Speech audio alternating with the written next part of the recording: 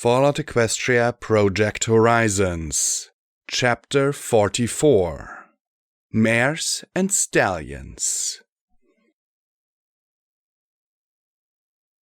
It's awfully pretty. Yes, she was.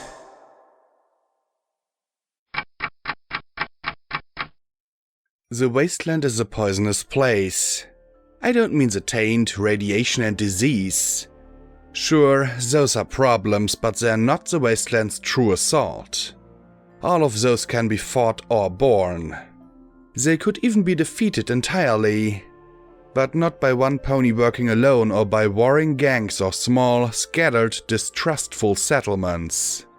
Red Eye's slave empire might be able to do it, but then the old horrors would just be replaced by new ones.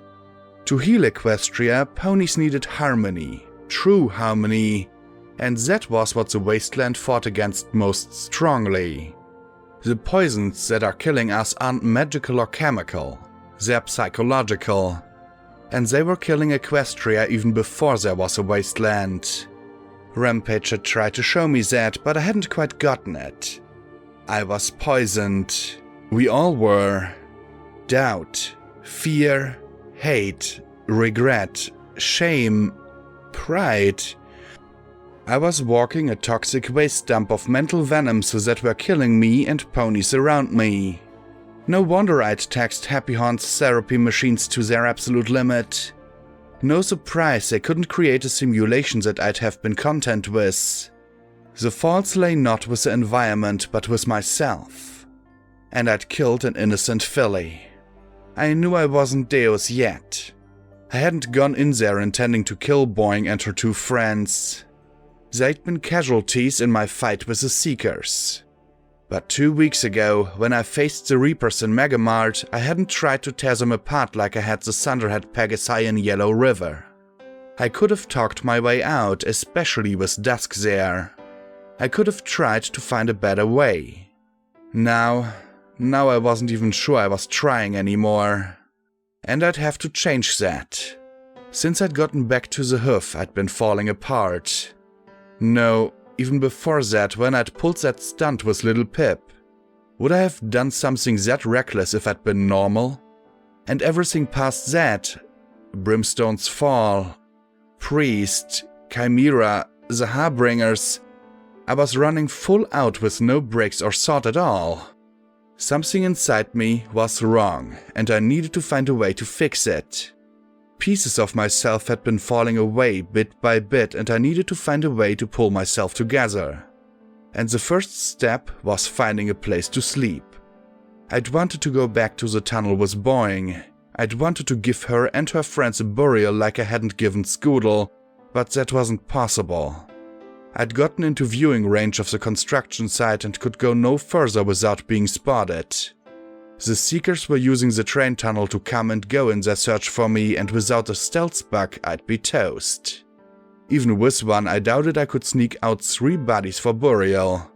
So now I was heading due south towards the western edge of the immense plug of black rock. It had to be almost a mile across and at least that high, disappearing into the clouds above and probably only visible against the dark sky due to my cyber eyes. It was funny though. The more I looked at it, the more boring it became. It was just a rock, big and black, but a rock. Around it for several hundred feet was a tumbled field of jagged and broken obsidian.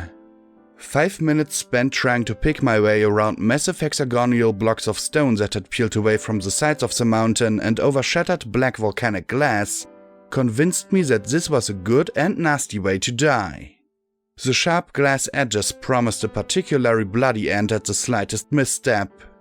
There was, though, life among the rocks, and while it mostly consisted of low thorny brush that was practically impenetrable, there was also some amazingly green grass. I found a small trickle of water running out from a gap in the black stone. I followed it for a while and reached a place where the water pooled in a largish wedge formed by 2 massive blocks. As I was taking a nice, long drink, a thought struck me. I looked around.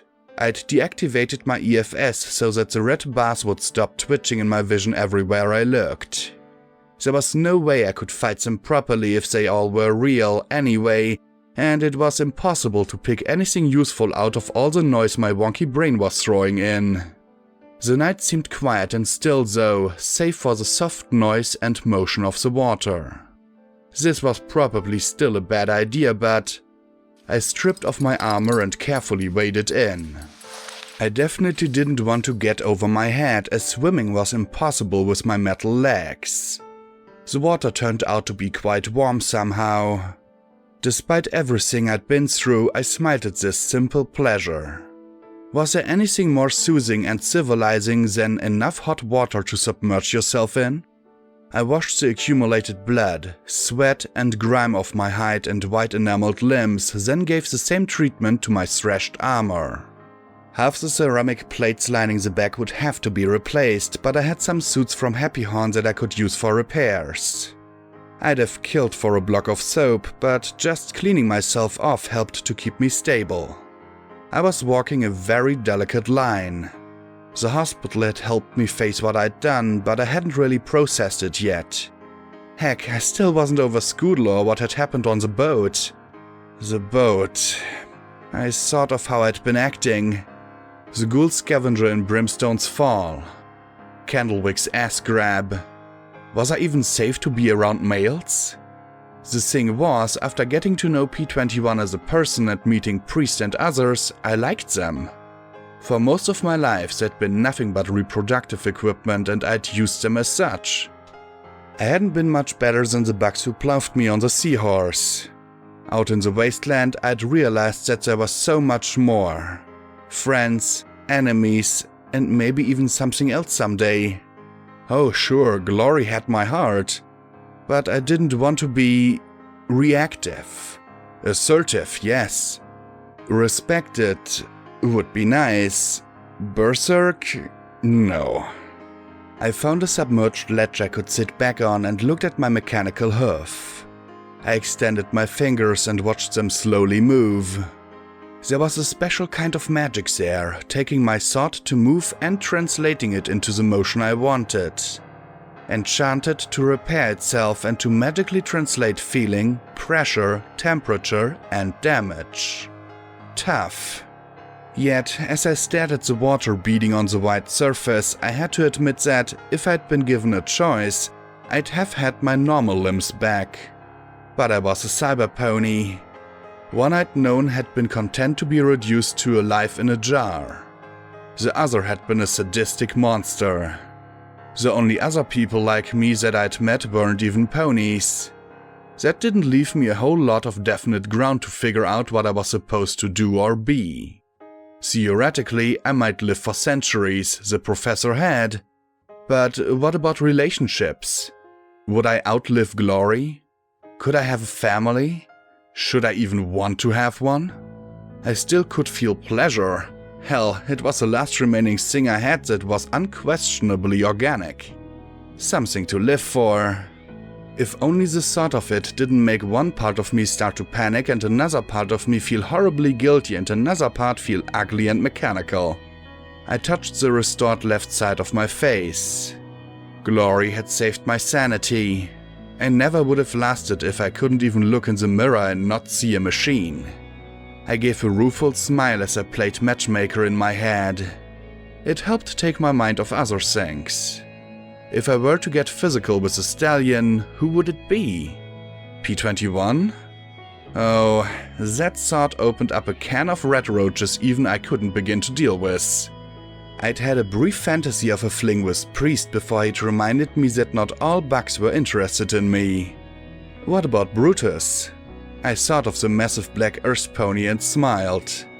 Okay, there was a warm and fuzzy tingle. Sagittarius? He was a little older than me, but certainly had some possibilities. Splendid? If you got past that whole society slavery thing, he was positively delicious. Stronghoof was a little too intense. Lighthoofs? That curdled the buttery feelings churning in my nethers. So much for that little thought escape. And really, why was I contemplating who I'd like to slap flanks with at a time like this? Shouldn't I be kicking myself for boing, fearing myself for what I'd done at Yellow River, berating myself for not following Happy Horn's advice and finding a way to sleep? Or disgusted with myself for even thinking about sex after what happened on the seahorse? Surely I should be hating myself one way or another right now. Self-destructive impulses. Gee, I wonder why the machine would say that. I muttered with a groan. I lay back on a rock, staring up. There was a gap between the clouds and the mountain, enough to let a tiny crescent of white moonlight peek through. The pale luminescence turned the black knob of stone into a glittering, ghostly sculpture. I had to admit, I was astonished to find anything beautiful in the hoof. This place seemed to thrive on ugliness and Oh, hello. 2 yellow eyes peered out of the darkness of the thorn bushes. Vertical pupils cut through yellow irises, coming to points like a dragon's. The eyes watched me with a very steady stare, and I didn't dare move towards the gear I'd left dripping on a rock beside the pool. Finally, a minute passed, and I began to get more and more tense. "Can I help you?" I asked as I slowly moved to stand on the ledge. Step by step he emerged. He was a pony like none I'd ever seen before. His hide was a dark gray and his tail a deep purple. I could see his mane under his helmet. To my shock, he had wings, but not wings like a Pegasus. These wings were leathery skin, similar to those of a manticore rather than feathered, and his large ears had prominent tufts at the ends. I'd never seen a monster pony like this before, and I'd thought that Brass had been the last one anyway. He wore dark purple metal armor that appeared almost archaic, but also quite intricate and clearly well crafted and tended. At least that suggested he wasn't a feral monster. "Okay, look, Sanguine is dead, so let's just let bygones be bygones and I'll be on my way, okay? Okay," I said with a strained grin. He stood on one of the rock slabs that formed the pool wall. I saw he had a freshly killed red hawk slung across his back, bleeding all over his sides and wings. He simply looked at me and then removed the ornate-looking helmet, revealing a short mane the same purple as his tail. Next to it, he set his kill. Then he took off his armor and amended one little fact. He wasn't just a stallion. Look past the freaky wings and the eyes, and there was absolutely no denying he was a damned good-looking stallion. Little apprehensive alarms began to sound, along with an admiration I'd just been practicing earlier. I had to admit that from a purely biological standpoint, he was damned fine.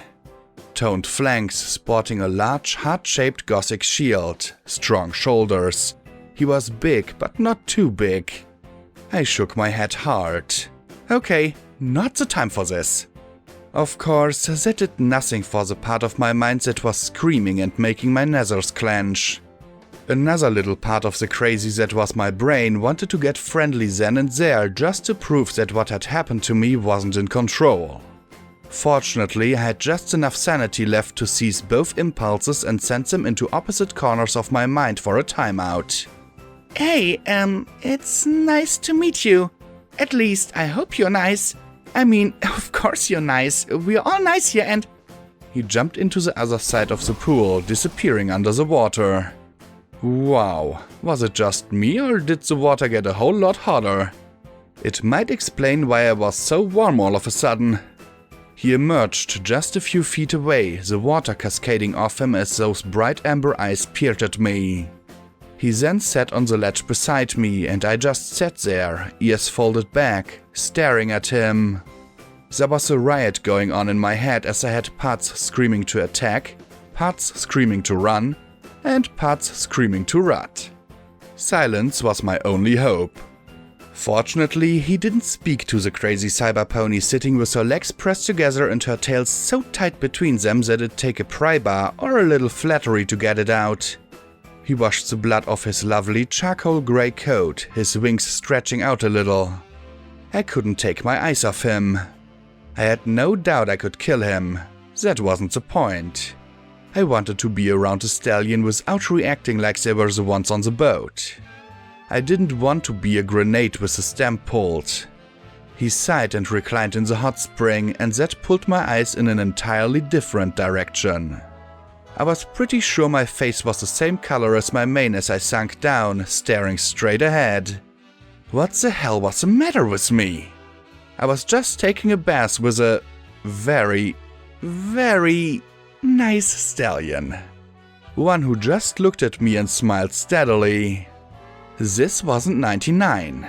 He wasn't on my cue. I wasn't forcing anything. He wasn't forcing anything. He wasn't trying to shoot me. Always a bonus.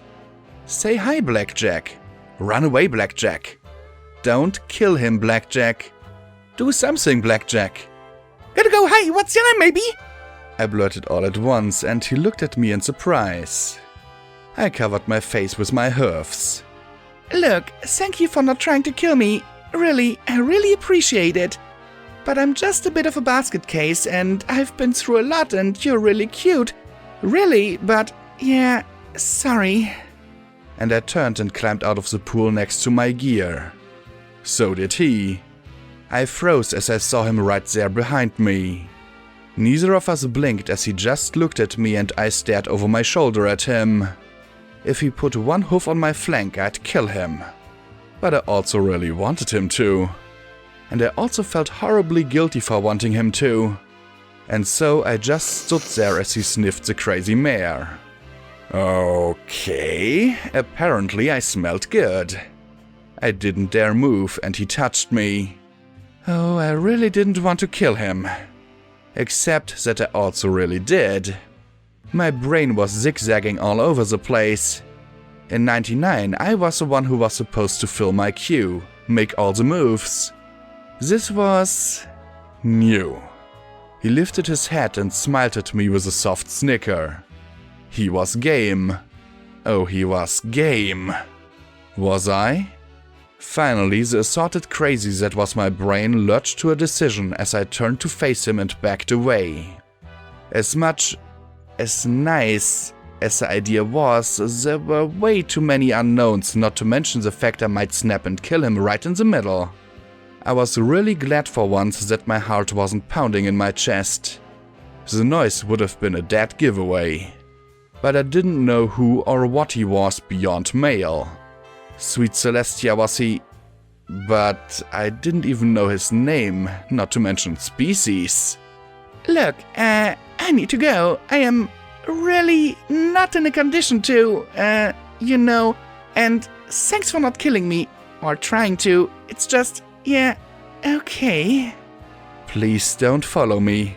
Please don't follow me, I mentally begged as I went to my gear. I'm really flattered, but I'm kinda cursed and a little unstable, and I really appreciate what you're doing, but really it's just a bad idea and I don't even know your name or what you are exactly, so thanks, but…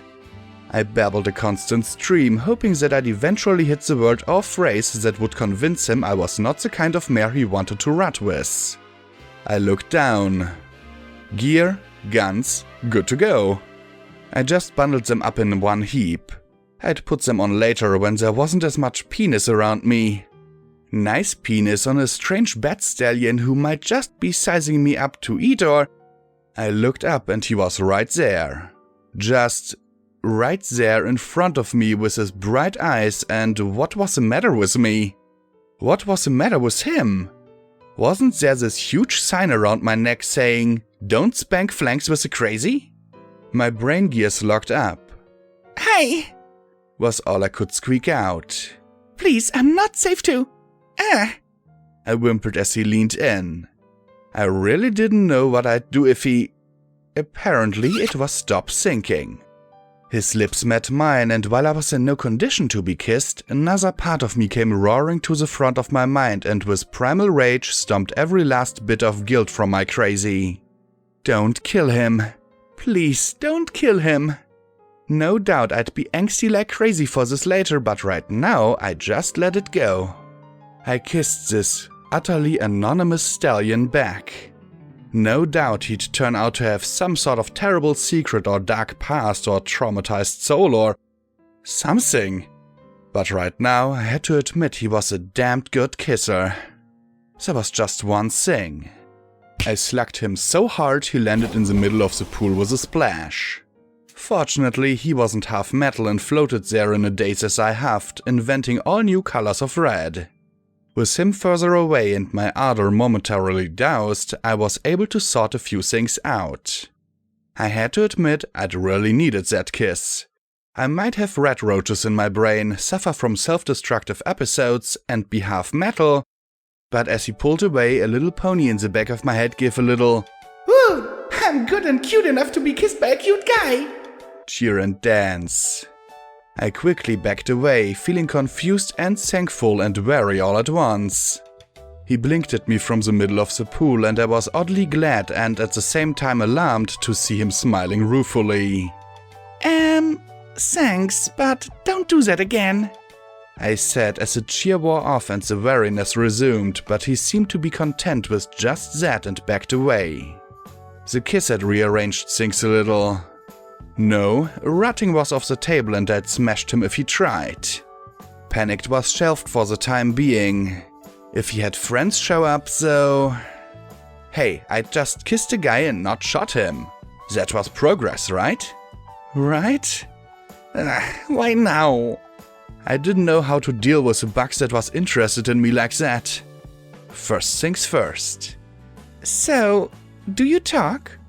I asked him as he dragged himself out of the pool.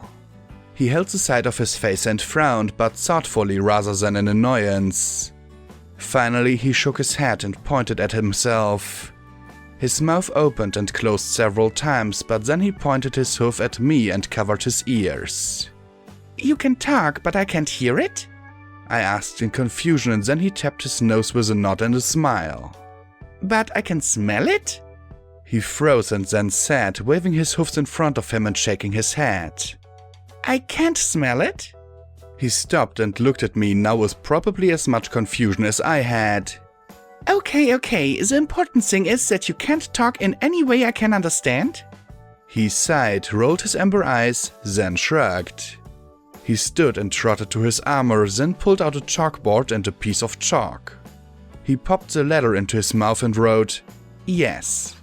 Just like Ditsy Do, as I recalled. Okay, so we had communication. Sort of. He erased the board with the tip of his wing and then wrote Stygius and grinned as he tapped his chest with a hoof. Your name? I asked and he nodded once. Stygius. Okay. I apparently attracted all sorts. Okay, Stygius, my name's Blackjack. What are you doing out here? He looked surprised. He pointed at the red hawk, then crouched and pounced the rock a few feet ahead of him, all four hoofs hitting the ground at once. He swept his four hoofs wide, making a popping noise with his tongue. Then he pranced along the side of the pool, fanning his wings. He stopped, covering his eyes with a hoof as he looked at me. Then he gave a broad and somewhat cocky little smile as he dipped his hoof into the pool and made a little splash. Then he kissed the air and abruptly stood upright on his hind legs and slowly fell back till he collapsed with all four legs thrust up into the air. So you were out hunting, made your kill, were flying back, spotted me and decided to flirt? The bad pony sat up, rubbing his chin, and then grinned and nodded. You didn't think I was a raider or bait? Something? He grabbed his slate, cleaned it, then wrote, "Too sexy." Seriously? You thought I was too sexy to be dangerous?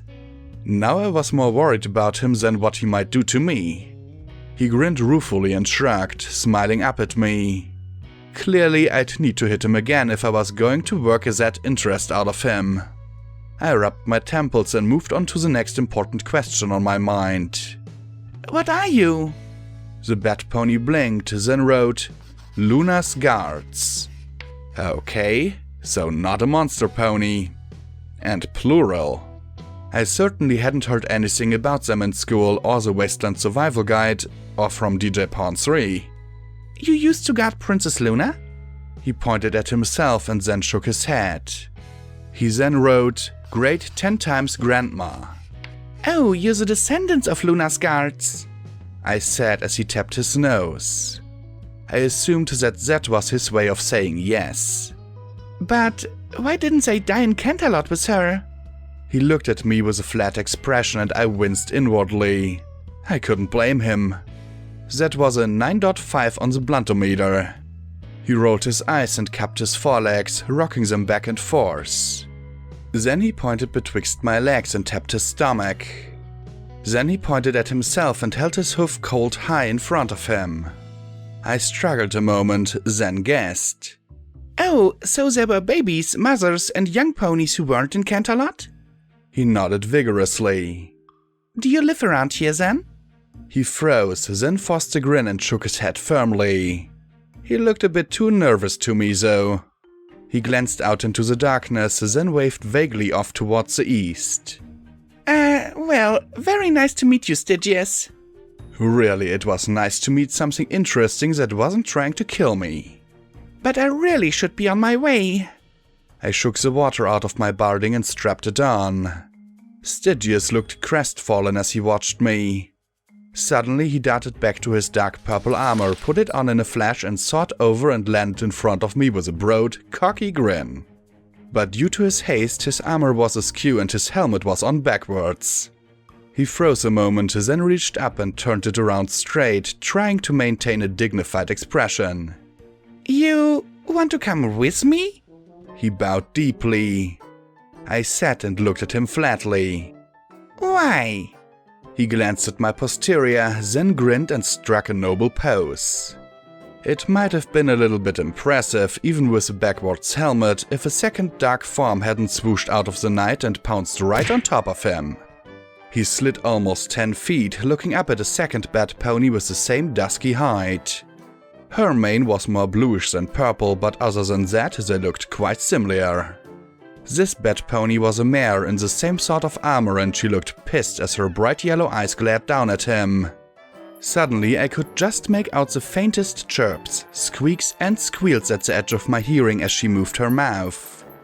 The lecture was accompanied by her pointing at me and then smacking him upside the head. Some pony was in trouble. Finally she huffed and stepped back, letting Stygius rise. She glared at his armor and roughly jerked it all into place and buckled it down, then snorted and nodded before frowning at me. Her hoof pointed imperiously away. Okay, I get the idea, I muttered as I backed off. Stygius launched himself into the air and landed next to me, the bat mare looking shocked as he landed.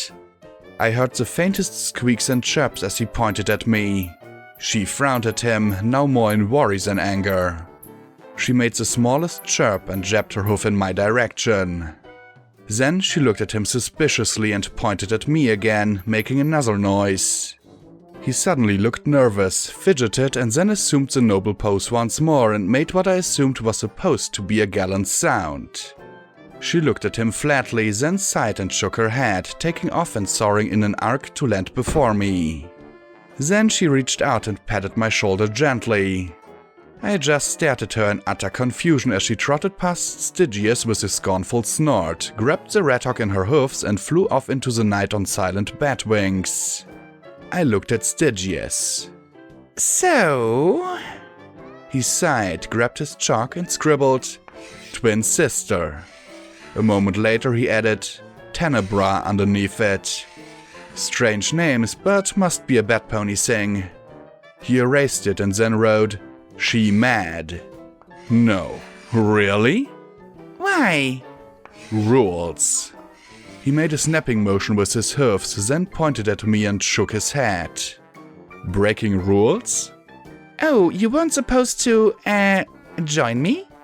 I asked. He smiled and tapped his nose. Why not? He blinked, frowned, started to move, stopped, then frowned again. He erased the board and started to write. Frowned, erased it, started again. Finally, he huffed softly and wrote, "Cause," then nodded once. I supposed that would have to do. And you want to come with me? He grinned and bowed deeply. Why? He blinked and started to strike a pose, but at my flat look, he froze, his grin becoming tense. He slumped, took the chalkboard slate in his hoofs, erased it and wrote slowly. When he'd finished, he hung his head as he held up the slate up between his hoofs. "You are pretty mare." Pretty? I said as I took a step back. He nodded and sighed. You want to come with me because I'm pretty? He nodded again, peeking at me. I covered my face with a hoof. Look, Stygius, I have issues. Balefire bomb-sized issues. I might just snap and guilt you because you look wrong at my butt. I just got out of an insane asylum. Heck, I've got an army of cultists trying to track me down. I didn't mention the worst thing I'd done in the last day. The smart thing for you to do is go and join your sister. I'm nothing but trouble. He blinked and frowned, then rubbed his chin. Seriously, I'm not safe to be around. He pursed his lips and he stared at me.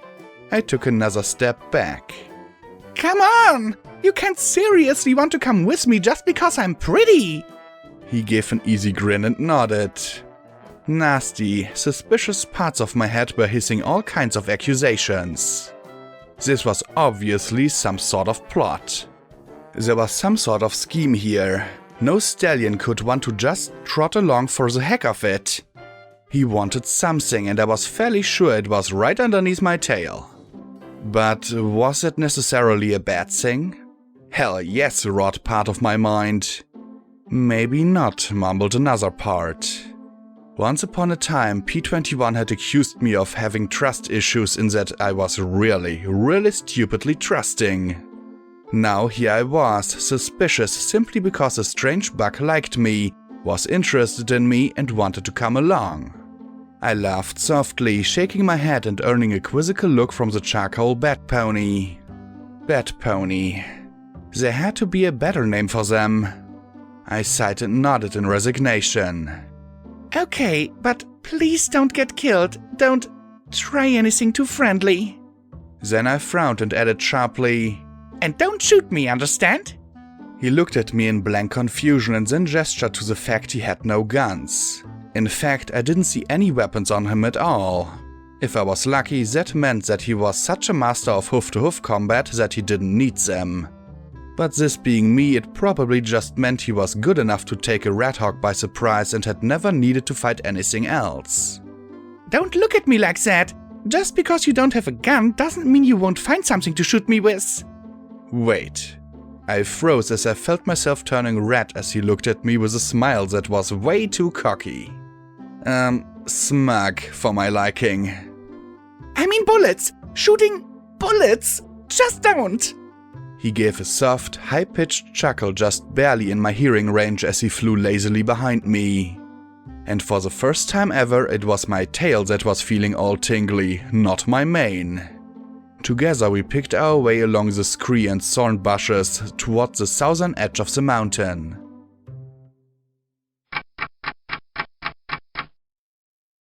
And she said she was cursed! Cursed?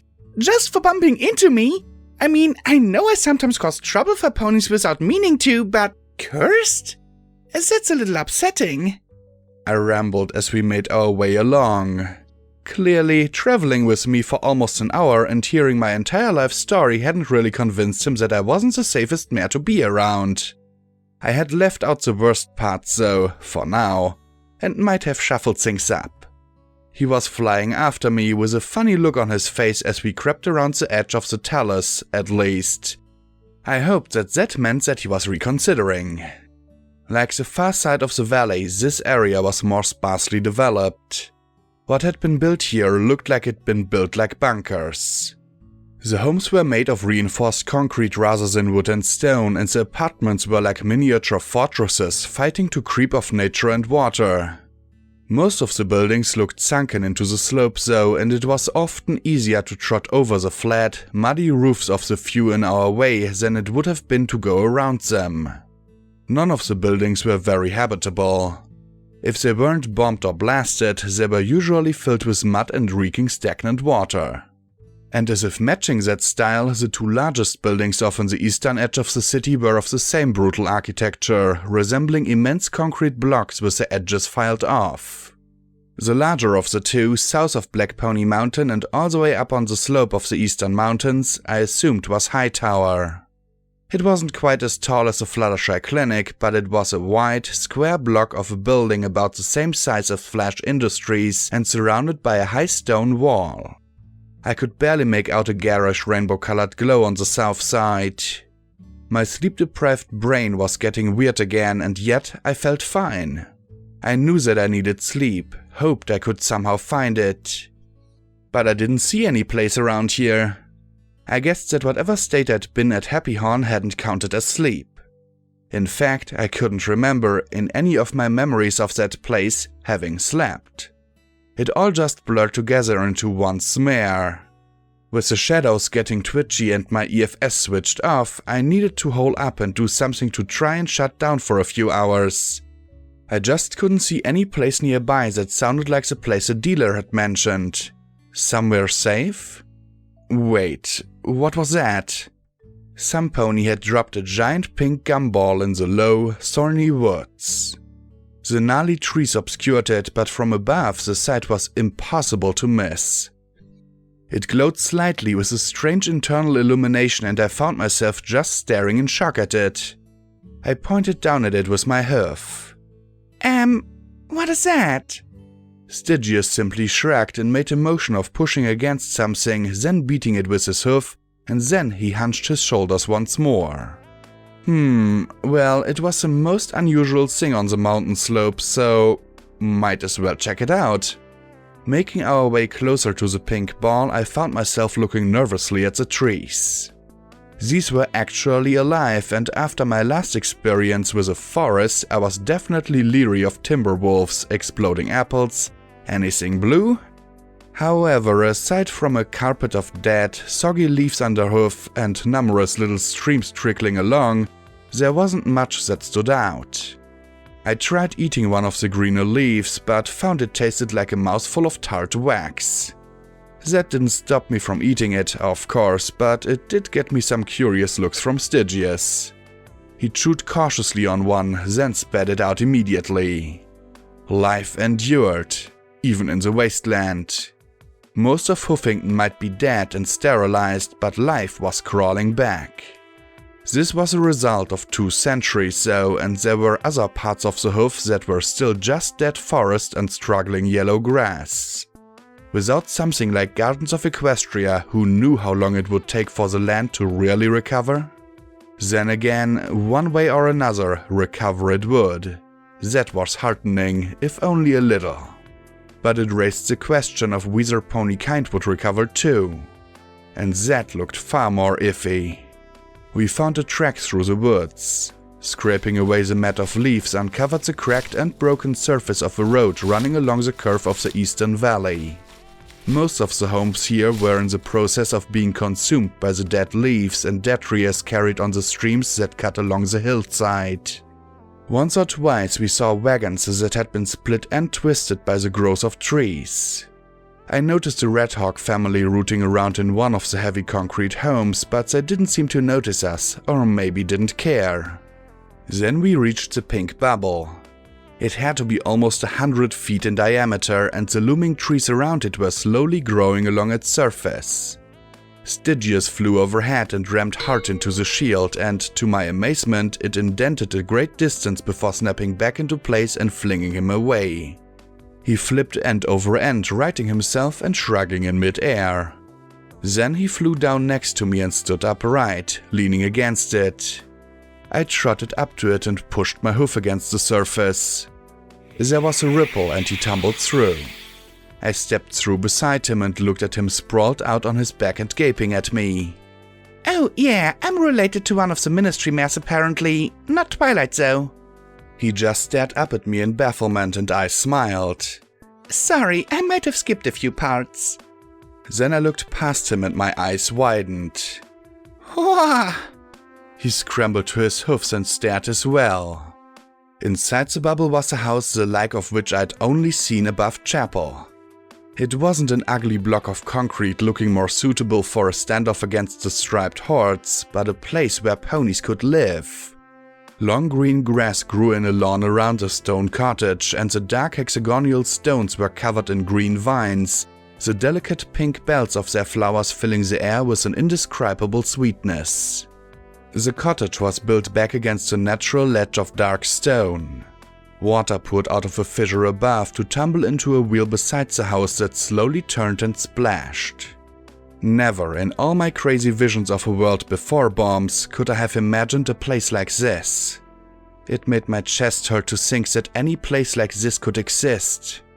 As we walked along the flagstones, I was struck by the mixing of delicate and thriving life with the hard stone plinths scattered around the home. Some were obsidian, others rusty red, others white marble, others grey granite slab. There were spaces for nests and birdhouses that were now vacant. The one thing that didn't belong, however, was a birthday presents. They lay around the cottage every few feet, colorful cubicle parcels about a foot on a side. Most were topped with bows and fancy ribbons. One lay right on the steps leading up to the front door, this one with a little handle sticking out of it. I felt a frisson of anticipation as the handle started to turn off its own accord. Tiny music issued from the parcel. I reached out a hoof and pushed Stygius back a little. Suddenly the top of the box popped open and a pink pony head popped out on a spring. It wobbled a few times, and when it finally slowed, I saw it was done up like a grinning Pinkie Pie. It turned, looked right at me, and straightened. Hey! A mare said in a cheery voice. I'm really so very sorry, but this is a special private Pinkie party and I'm afraid you don't have an invitation. This is a very super secure crime scene, and if you're here, I'm afraid you're going to have to wait for a MLM team to say it's okie dokie dokie to leave. Please sit quietly and don't make any sudden moves, Naughty McNaughterson. Otherwise, I just have to go ahead and assume that you're a bad pony and we don't want that. I said as I pulled out the riot shotgun I'd gotten at Happy Horn and, after a moment of consideration, slapped a drum of buckshot in. Afraid there's no Ministry of Morale anymore, and we're not planning to wait here forever, so you can just not do whatever you were going to do. The pupils of the bobbing Pinkie head suddenly flashed bright red. Oh, some naughty ponies gonna need a timeout, aren't they? Suddenly the lids started popping off the other wrapped presents in clouds of confetti, unleashing a swarm of buzzing, brightly colored little sprite bots. The winged orbs swooped up over us, their eyes glowing the same ominous red as the Pinkie's head. Okay, if there was ever a time for a shotgun, this was it. I backed towards the house as the robots closed in from either side, blowing cones of lead out at the swirling machines.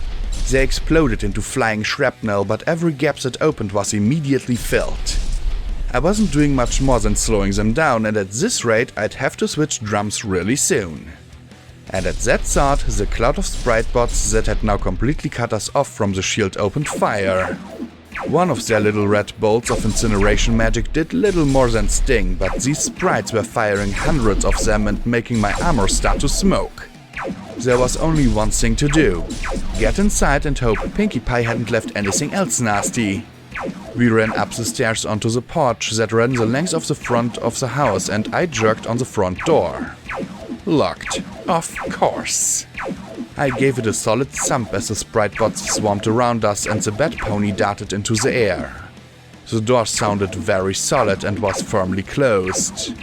Stygius swooped and wheeled above me, drawing the robot's fire as I tried to decide between trying to pick the lock and just trying to batter the door down.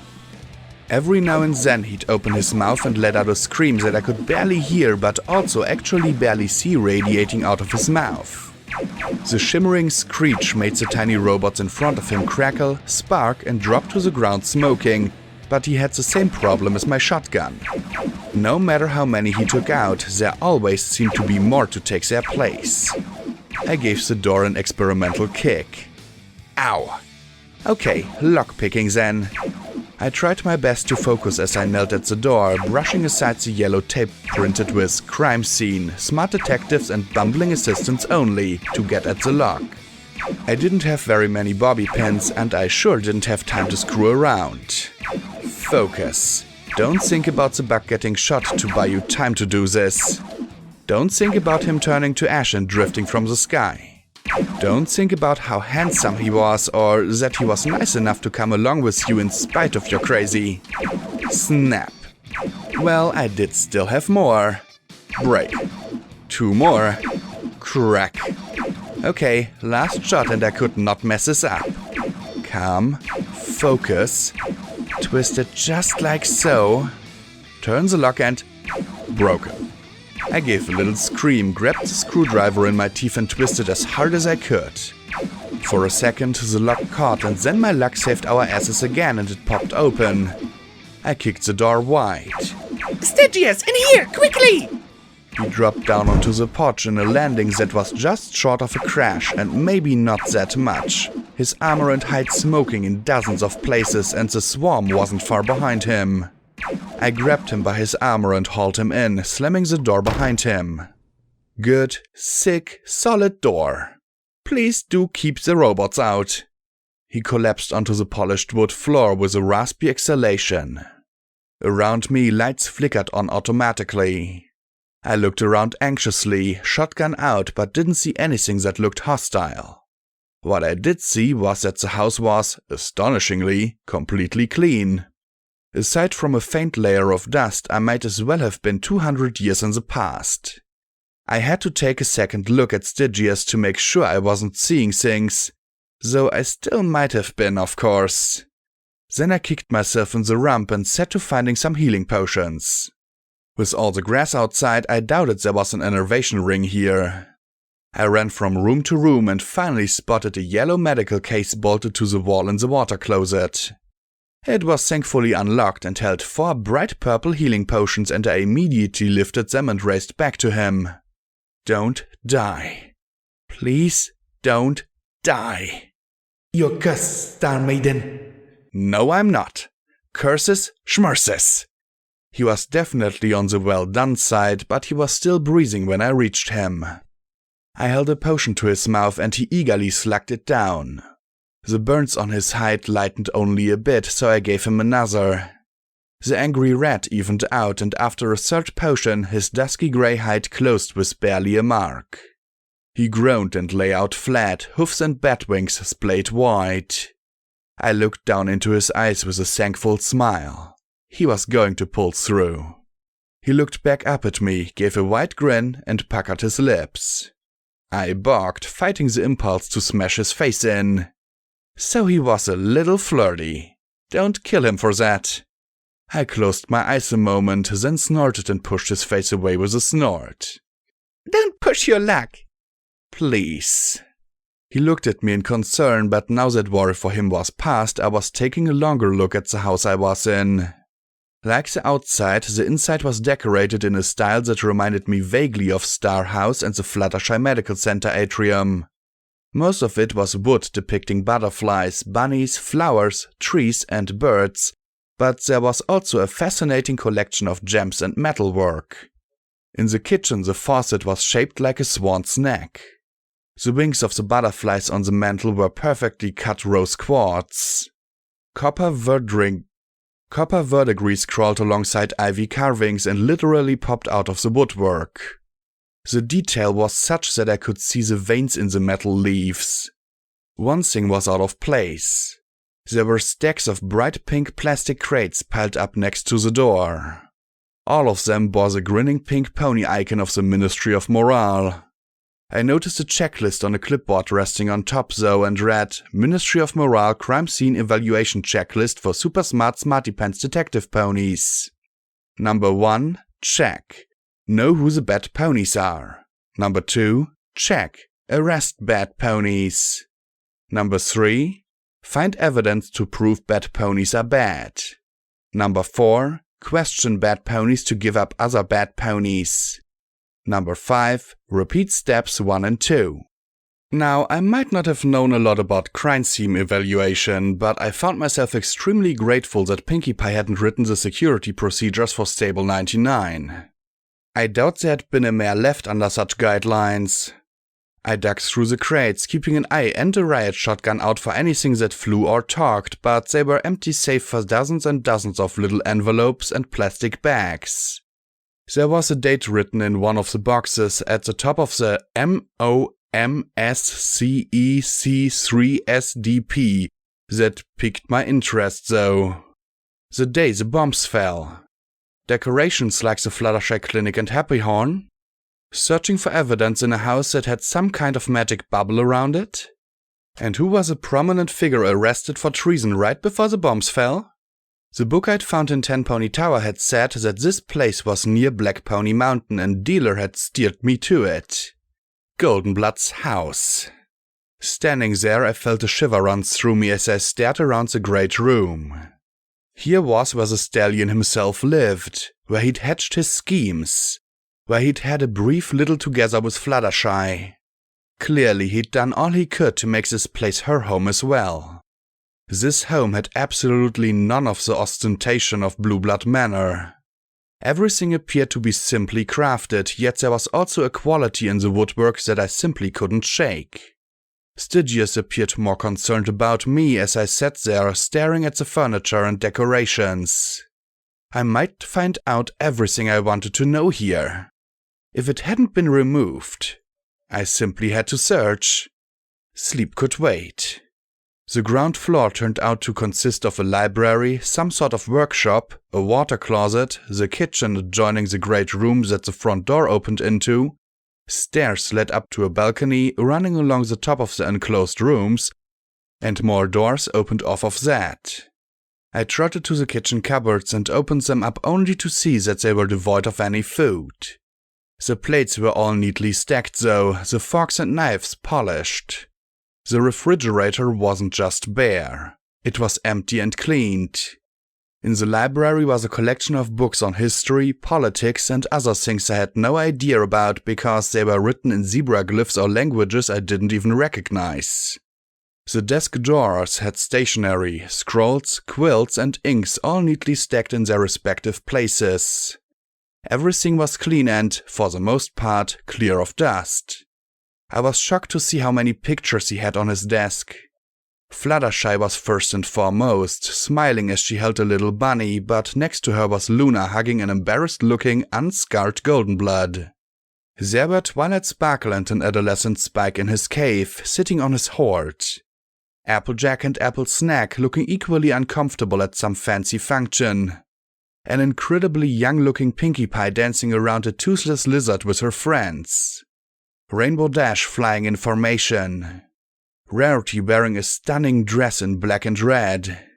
Yet, as I sat and looked around his desk, I also took in what wasn't there. No notes, no garbage in the waste bin. No half-used-up pencils, crumbs, or dirty dishes. No letters to be answered, nor address books, nor terminal even. In fact, the room was so clean that I would have been hard-pressed to believe it had ever been used. The workshop, like the library next door, was neat and orderly. Tools were left hanging on the wall next to a workbench. Tiny little hammers, pliers, and eyeglasses mounted on leather headbands were all in order. In the corner was a heavy stone oven of some sort. I frowned and checked inside. Swept clean of ashes. In drawers under the bench were spools of copper, silver, gold, and steel wire verified with a nibble on each. Goddesses, didn't that get a funny look from the dusky bat pony? I self-consciously transferred the spools to my saddlebags anyway, though. I looked around again. There were no half-finished projects anywhere, no scrap bits left on the floor. Nothing to imply that any pony had actually lived here long ago. I glanced back at Stygius, caught his questioning look, and sighed. Sorry, once upon a time there was a pony who lived here that did a lot of secretive things. I was hoping that I might get some answers. Why did I hear music? It was distant and tinny, like a bad recording. Slowly I looked around. Stygius was visibly flickering in and out of sight, while by the workbench a yellow shape was moving like a ghost. Wait a minute, I murmured as I cautiously moved to the side, towards the corner of the workshop. The further I moved, the more Stygius faded from view and the more golden blood appeared. I heard his rasping cough as he struggled for breath. He wore a clear plastic mask over his face as he levitated a strength of silver wire before him. Finally, when I was in the very corner, he appeared completely solid. He also looked like hell. He was covered in bandages, some of which were yellowed and dirty looking. Yet, despite the wet sound of his lungs, he still kept his magical grasp steady as he molded steel, gold leaf and silver wire together as easily as if they were clay. There was a radio on the table beside him, playing familiar string music. "Professor?" a mare asked softly from the door, and like a ghost materializing, a stricken black unicorn appeared. Her silver eyes were white and shimmered with tears. A lone candle was on her flank. She sniffed and rubbed her nose. He didn't look up from his work. "I'm not a teacher anymore, Psalm," he wheezed in that boiled-sounding voice. Slowly he turned to look at her, stiffly, as if every motion were agony. His eyes fixed on her standing there as she sniffed. "It's not your fault, Psalm." It was the wrong comment. How can you say that? It was my fault, all of it. She sobbed as she collapsed, hanging her head. If they... Oh, Luna, I wish I died with others. He slowly rose, hobbled towards where she lay in a heap, and, moving with great pain, gently hugged her. "It is not your fault," he rasped, then coughed that horrid, racking cough. I shouldn't have done it. They did it because of me. He answered her in short, gasping, broken lines that I threaded together.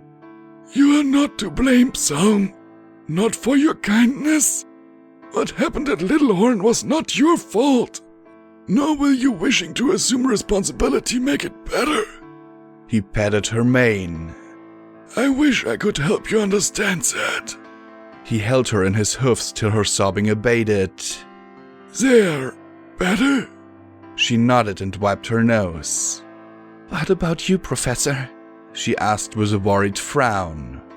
When you collapsed at the speech, I was so afraid. He struggled for breath before rasping. "I likely have a month to live, 2 at the most. Luna herself is helping to heal the damage to my lungs." He smiled and gave a little shrug, his eyes distant. "She wants me to help her set up her government," he said as they shifted, sitting and facing each other. He hung his head as he spoke. Suddenly he arched his back and resumed coughing and retching. He took the mask off and choked a moment, and a thin pink stream trickled out of his mouth and onto the floor, smoking where it met the wood. I remembered how Glory had cut away the environmental suits that had fused to my hide from the pink cloud. Suddenly I had an unsettling idea of where the stallion's injury might have come from. Psalm rushed out and a moment later returned with healing potions. It took 4 before he finally recovered. You should be in hospital, Professor, Psalm murmured, looking at the hissing pink spittle. He didn't answer or argue at first, seeming to need to concentrate on breathing. Then, "The future of Equestria might be better if I don't survive," he said so quietly that I almost missed it. But... Her horn glowed as she lifted another healing draught to his lips. He suckled on it, coughing wetly again. But why? You said Princess Luna needs you. Don't you want to help her? He didn't answer for such a long time that I was sure he wouldn't. But then he said in his low, raspy voice, "I do. More than you could imagine, Psalm. But she wants a government every bit as grand and powerful as her sisters. I can give her that. It's possible. But I fear what will be required to create such a rule. I'm terrified, Psalm. Terrified that if I help her do what she wants, it will destroy her and Equestria." He paused to retch up another stream of the pink fluid into an empty potion bottle. Then he sat back and caught his breath. He looked up at the ceiling. "I can see it now, Psalm. She will be loved, but unlike her sister, she will be feared as well. She'll have all the power of Celestia in her hooves, but she'll not need to use it. Misdirection, doubt, ambiguity. These will reign and there will be none to stop them. Not for centuries at least. He sighed as he closed his eyes. A strange calmness seemed to spill over him and his words became stronger. It's like I can look ahead the entire span of a millennium, great and terrible and bloody. There will be murder, slaughter, betrayal. History assures it, a tale wrought again and again all across the world. It will be a nightmare, Psalm. I can see it clearly, as if it already happened and old history. Past, dry, dead.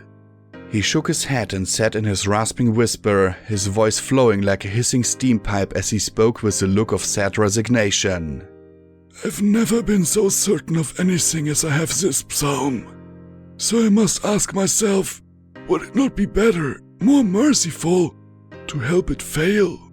To try to bring about its ruin swiftly and surely, and in the process save the hearts and souls of both Equestria and Luna from that grim future? Or should I embrace audacity and try to steer this bloody calamity towards some yet unknown beneficial conclusion? What is 100 dead, 1,000, 1,000,000, over the span of 1,000 years and more? What is a few cold betrayals when we've all passed into the ever after? He shuddered and once more broke into great, heaving coughs. He spat more of the pink foulness into the bottle and sighed. Truly, death would be a fine, if cowardly, escape from these questions churning about in my head. Finally, he relaxed and Psalm cracked a tiny smile. Wow, are monologues a side effect of the poison, Professor? Her attempted humor prevailed. He smiled back. I'm dying. It gives tremendous license towards the melodramatic. Then he laughed and immediately broke into deep, wet, heaving coughs. When he'd brought up more pink, he sighed. I just don't know what I should do. Professor, she's not just Princess Luna. She's Luna, our Luna. The one who actually read your papers on particule and zebra mysticism. The one who didn't think that a rock hunters club was a stupid waste of a unicorn's time. We have to help her. Goldenblood closed his eyes and shook his head. Psalm pressed her lips together, then nudged his shoulder. If you don't, Professor, some pony else will. The comment stirred him, his golden eyes opening and his lips pressing together in a line. You're right. I can just see the nobility, wealthy, privileged ponies. He retched again and then stood. I can just see what my father would do if he got her to listen to him. His lot got us into this war in the first place. A week-long war. Fools. Worthless fools. They'll perpetuate the butchery ad nauseum. It's not as if they sent their children to die. Goldenblood muttered as he paced slowly. In time she'd see through the flattery, but it would take years, perhaps generations, before she could be strong enough to rule on her own. You have to help her, Professor. She's Luna. We have to help. Psalm said as she touched several strangely parallel scars on the side of her foreleg. Please, I know you want to help her. You love her. Goldenblood smiled, slow and sad. She's a princess. How could I not? He sighed and looked at her. And you, Psalm? How will you help the princess? Me? She stammered and then closed her eyes. I've been thinking, maybe I should enlist? Psalm, soldiers kill. He murmured. You burst into tears when you saw a hawk kill a rabbit for lunch. Are you sure? I know it's wrong, but they burnt my home and they killed my school. She stammered and sniffed. I have to do something, Professor. I don't think I could live with myself if I didn't. She bit her lip as she fidgeted. My roommate Twist is going to sign up. We shared a space above her candy shop, and since it was completely destroyed, well, She's saying she's going to thump and twist those zebras like they were huge black and white stripes of taffy. He was quiet for a short time, then sighed. Just, please, if you are going to enlist, please promise me that you're doing this for Luna. Don't do this out of hate. I won't, Professor, she replied softly. Hopefully they need some pony for support, carrying water or helping the medics or something. I doubt I'd ever be able to kill any pony. Funny, remembering her fighting alongside Big Macintosh, I'd say she'd proved quite able. He smiled and lifted the steel rose with his magic. The glow deepened and the rose came alive, the petals extending and curling, gold and silver. Finally, he bent the stem and hooked it gently around her ear. It gleamed brightly against her ebony coat. Here, take this, for luck. Professor, I can't. It's too good for me. I don't deserve something so lovely, she said, blushing. Indulge me. I'm dying. It'd be rude not to accept, he said with a raspy chuckle. Now, help me into the kitchen. The hospital provided some absolutely horrid mush for my meals, but that doesn't mean you can't have something nice to eat. She helped him to his hoofs and together they walked out of the room. My vision flickered and suddenly a pair of slit yellow eyes were staring into mine. Yeah! I shouted, my forelegs kicking out at him, but he seemed to be wise to me and nimbly darted back. I looked around, then slumped. Oh, that is weird. He pointed at me, then suddenly swayed as he sat on his rump and let his eyes go glassy. Sorry about that, I said with a little frown, rubbing my mane. I sometimes have... How to explain this without sounding crazier than usual? Visions, I guess.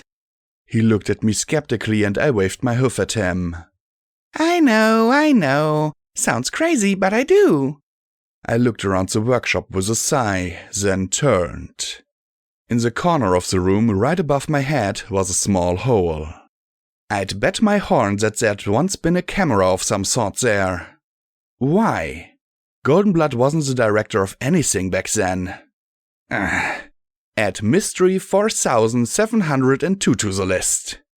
I rose to my hoofs and gave myself a shake, looking at the concerned bat pony. He smiled at me and gestured with his hoof like he wanted me to go on. I groaned and shook my head. You remember the pony I mentioned, the one with all the secrets? Well, he used to be a teacher. He taught at some place called Littlehorn, and apparently one of his students blamed herself when it got destroyed. I frowned as I looked at the work table.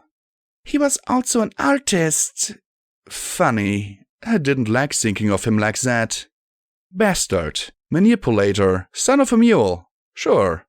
He helped Luna set up the ministries, but he didn't want to. He really didn't. I shook my head. I guess he cared too much for Luna to turn her down.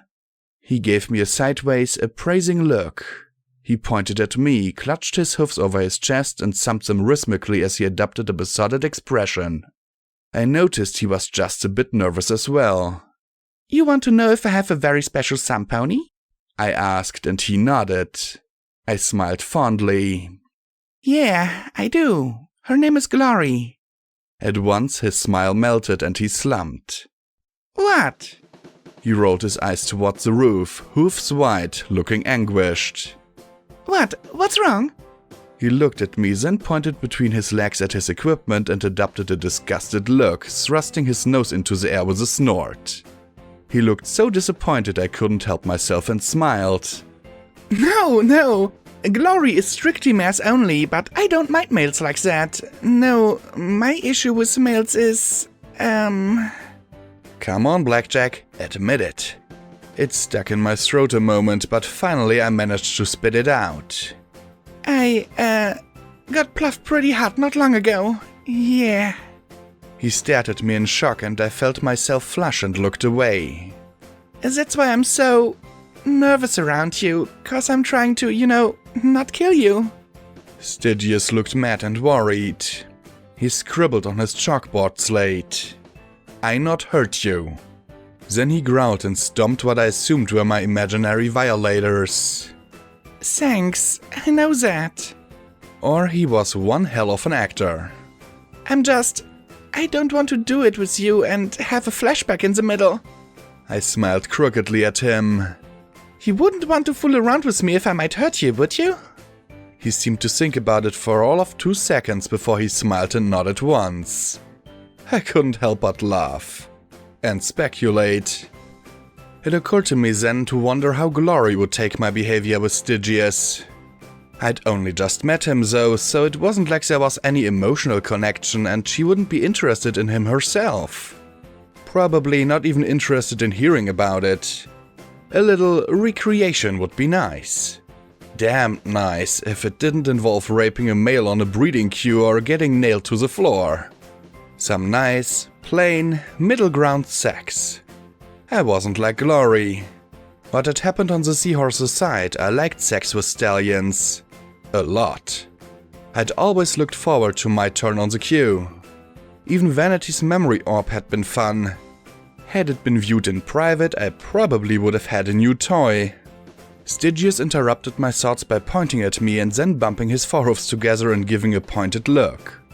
I flushed, but aside from that nagging panic in the back of my mind, it wasn't an entirely unpleasant proposition.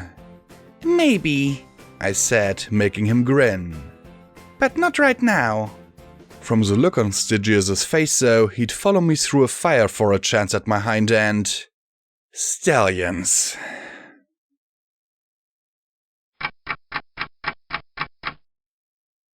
I spent the next half an hour running around the first floor, trying to find some flicker or hear something that might be another recording, but the red roach in my head was waking up and starting to scramble around. I kept seeing things flickering in the corners of my vision.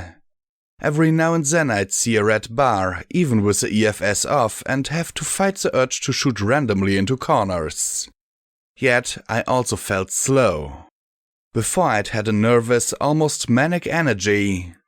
Now I felt lethargy slipping over me. Not fatigue so much as an inability to really put things together. I was wasting time. Procrastinating. Wasn't that the word? I knew what I needed to do, and yet I didn't want to. As stupid and illogical as it was, I was certain that if I truly slept, I'd wake up wrong. Completely robotic, or maybe I'd find out that all of this was just a dream and I was really just a mutilated, violated, mutated mare waiting to die. I couldn't shake the feeling that there was something fundamentally wrong with me. Something more than just the fatigue and the augmentations. It was like my own mind was trying to kill me, putting off what I needed to do. Happy Horn had gotten me to finally admit that what I needed wasn't more action, but inaction. Not more running around, but slowing down and facing what was the matter with me. It was harder. When Harbingers attacked, I just shot back. Killing was easier. Goddesses, I'm turning into a monster, I said aloud, sitting down on the great room floor and cupping my face in my cool metallic hands. At least Deus was sane. Brutal and terrible, yes, but in control. Stygius stood nearby, looking concerned. I needed friends. I needed other ponies. I couldn't do it alone, and so I smiled at him warily. I need to sleep. If those sprite bots outside haven't come in yet, we should be safe. And I couldn't imagine Seekers getting in through that shield. He wrote on his slate and held it up. Tired? For some reason the question struck me as incredibly funny, but my laughter was ragged and high-strung. Now he looked even more worried. Actually, that's a funny thing. I'm not tired at all. I trotted to the couch and looked at it with a sort of dread. I remembered lying down after Priest died and not being able to get up again. Not sleep, just lying there. It's just, over the last day, I've blown up a secret facility, gotten chased by a giant killer robot, had half my face melted off and sewn back together, been attacked a half-dozen times, discovered my best friend was a drug addict, tried to comfort my mare friend, who turned into Rainbow Dash, had a refinery blow up around me, watched a buck take out a tank with a rifle, trotted through a horrific prison camp, ripped apart an Enclave squad, killed a filly, and was plugged into a mental therapy machine in an insane asylum. I turned my back on him, rubbing my skull. Maybe it was the fatigue that was making me all flirty and boy-crazy. He tapped his slate, and I looked over at him, frowning back at me. Killed a what? I closed my eyes and sighed. It was an accident. I didn't realize who she was till it was too late, but I still killed her. The tension in my head was growing again. I know it was wrong. I want to make up for it. That's all I can do now. That made him look a little less angry and more concerned. He pointed at me and then shrugged in confusion. I need to sleep. My brain needs it. I need it. I just wasn't sure I could anymore. He pointed at the couch and I lay down. Hey, Stygius, I was wondering, where do bad ponies like you come from? Procrastinating again, Blackjack. He blinked and scrunched his brows together. I guess that was the sort of question you couldn't answer in a few words on a blackboard. Sorry, never mind, I sighed and closed my eyes.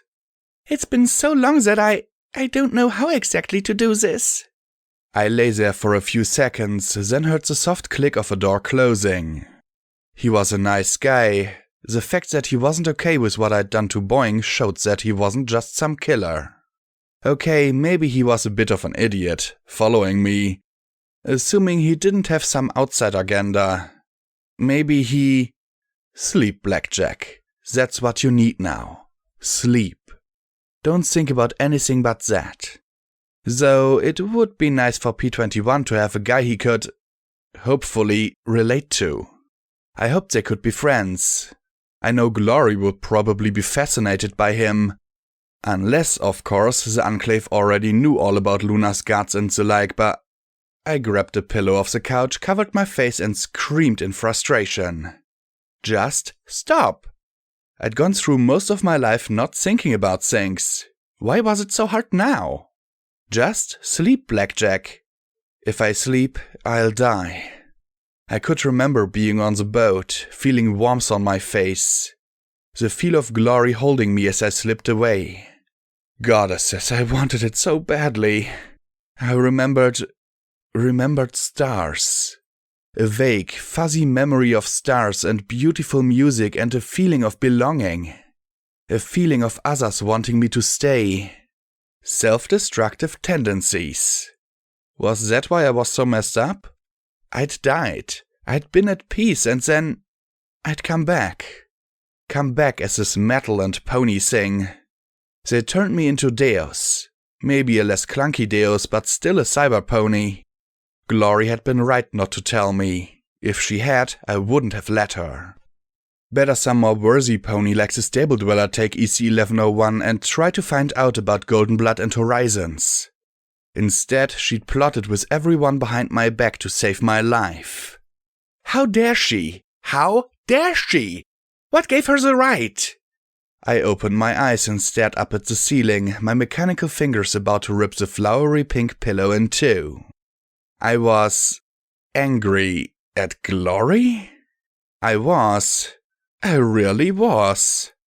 I felt hot tears running down the sides of my head. Ever since I'd come back in Ten Pony, I'd been trying to tear myself apart because I was angry at the mare I loved. And yet I did love her, and yet some fundamental part of me was outraged that she had turned me into this. Yes, technically she had saved my life. Yes, she had done so out of love. Life isn't about what you want, Miss Fish. It isn't about what happens to you. It's about how you respond to it. Some pony had told me that a long time ago. A stallion with a candy cane-striped mane on a long walk to medical. How had I been dealing with coming back? I'd bottled it up like P21. Let it fester. Let it drive me to be reckless. Stupid. I'd turned my back on my friends and turned my back on Glory. I lay there and closed my eyes. I imagined a great bank of electrical switches. One by one, I slowly flipped them off. I turned off my thoughts about Stygius and my newly annoying libido. I shut down my uncertainty and worry about the Harbingers, the Core, and EC-1101. I switched off the nagging curiosities of Goldenblood and Project Horizons. One by one, it was like bits of my brain were going dark. I deactivated my newly discovered anger at Glory and powered off my concerns for my friends. Finally, I broke the connection to my self-hatred for what I was. A filly-murdering mechanical monster. I was left with one last switch in my head. My fear. My certainty that if I pulled it, I would die. I imagined the mare in black from the Happy Horn simulation trying so hard to protect me. Protecting myself from the very thing I needed most. I grabbed the handle of the switch with my magic and started to pull. You'll die, a part of me said as everything let go. Maybe, but perhaps you get to dream when you're dead.